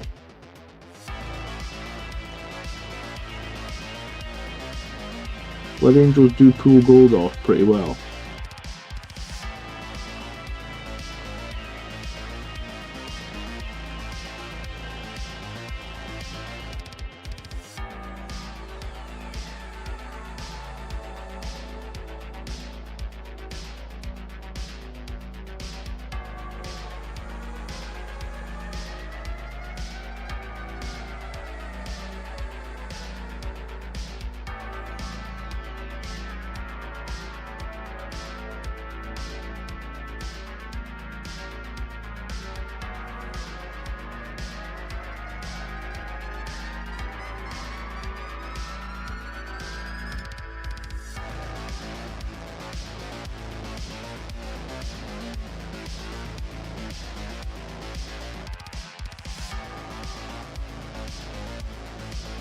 So if you do Golden Blade Guard with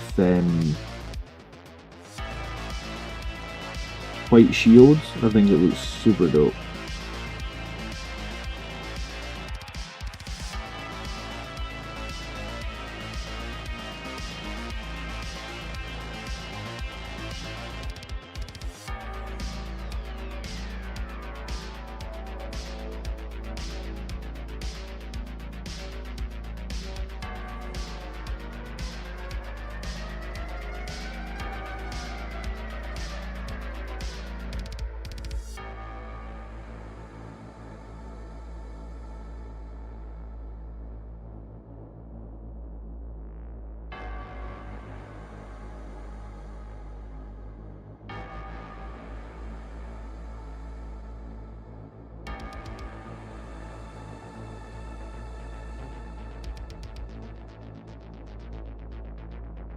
Alright, Cambo's friend wants some help with colours for homebrew. Can we help him out? What colours would you guys do homebrews if you haven't done them already?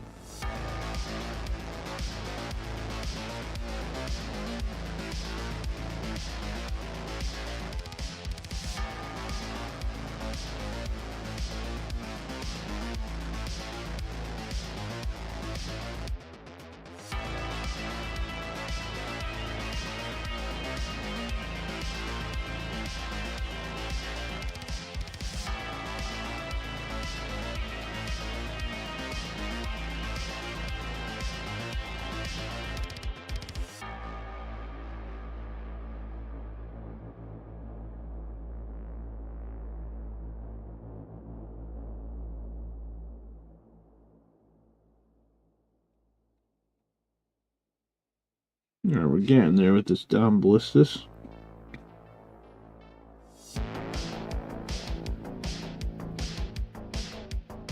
In Space Marine 2 you can colour your entire Marine in gold, it looks good. I actually haven't seen anyone do that in Space Marine 2. I need to get back and play a bit more Space Marine 2. I don't think I've played since that first couple of weeks. I noticed there was a patch the other day. Has it got better? Or is it getting better? My thing with it was like the PvP was just... the maps weren't very good, I felt like.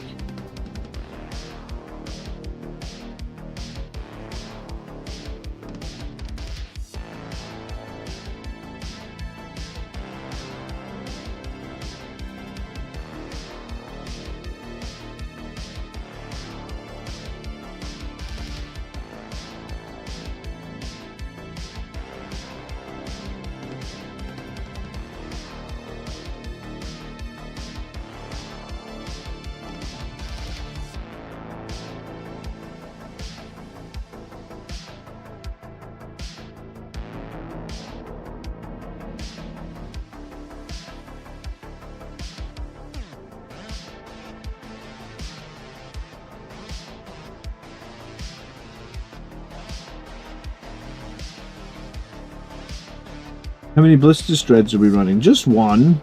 I tried running 2, I actually didn't like it. I mean, I think the Ballistus is... One of the reasons you take it is probably because it's a bit more survivable and it's got a little bit more OC. But in terms of like raw damage output, I feel like the Predator tank and the Vindicator tank just kind of always do a little bit better. I mean, sometimes the Ballistus will surprise you. And sometimes it's nice that it's got that 48-inch range, and there's some matchups that's really good, like if you play Orcs, you're fighting all those like 20-man squads of boys, and the toughness 5 for the Orcs, right? So the frag missile on it is really useful against Orcs, and it's 2d6 shots with blast, so you can get like 15 hits out of it. So I think there's some matchups that's really good in, but just one. I own 2 Ballistus Dreadnoughts, but it just, when I tried 2, I felt it was a bit underwhelming. I think I prefer just running 1.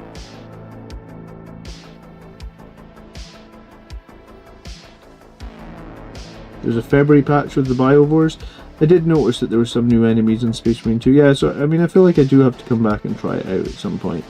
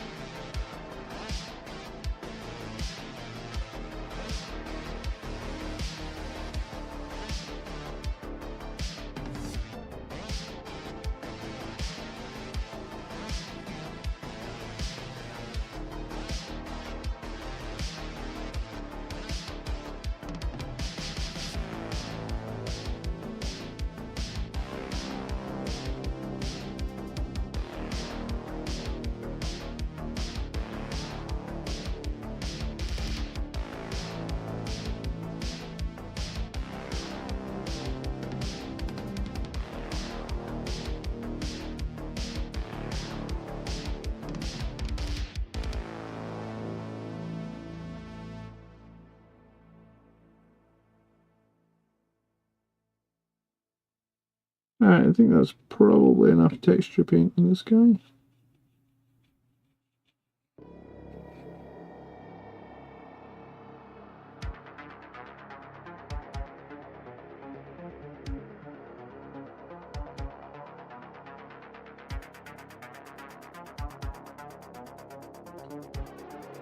Okay, I think we'll call it there. I'll go tidy up from all this messy texture paint. I'll be back tomorrow night at 8 for our Armyless show, guys. Thanks so much for hanging out tonight. It's always nice to see you. It's nice to catch up, especially, you know, I was going to say, especially the night before the Chiefs lose the Super Bowl. Love all the Chiefs fans. Maybe we'll see some of you guys tomorrow night for the Army show. Oh, there was one guy left. Forgot to base this captain. Oh well, he's getting based next time. I'm not running him in my list at the moment, so that's okay.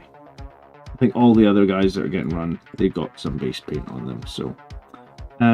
yeah, have a great night, guys. Oh my goodness, it's 10 to midnight. Time flies when you have 3.5 hours. Okay, time does fly when you're having fun. I'll see you guys tomorrow. Thanks for hanging out. Good night. I thought it was about 11, not 10 to midnight.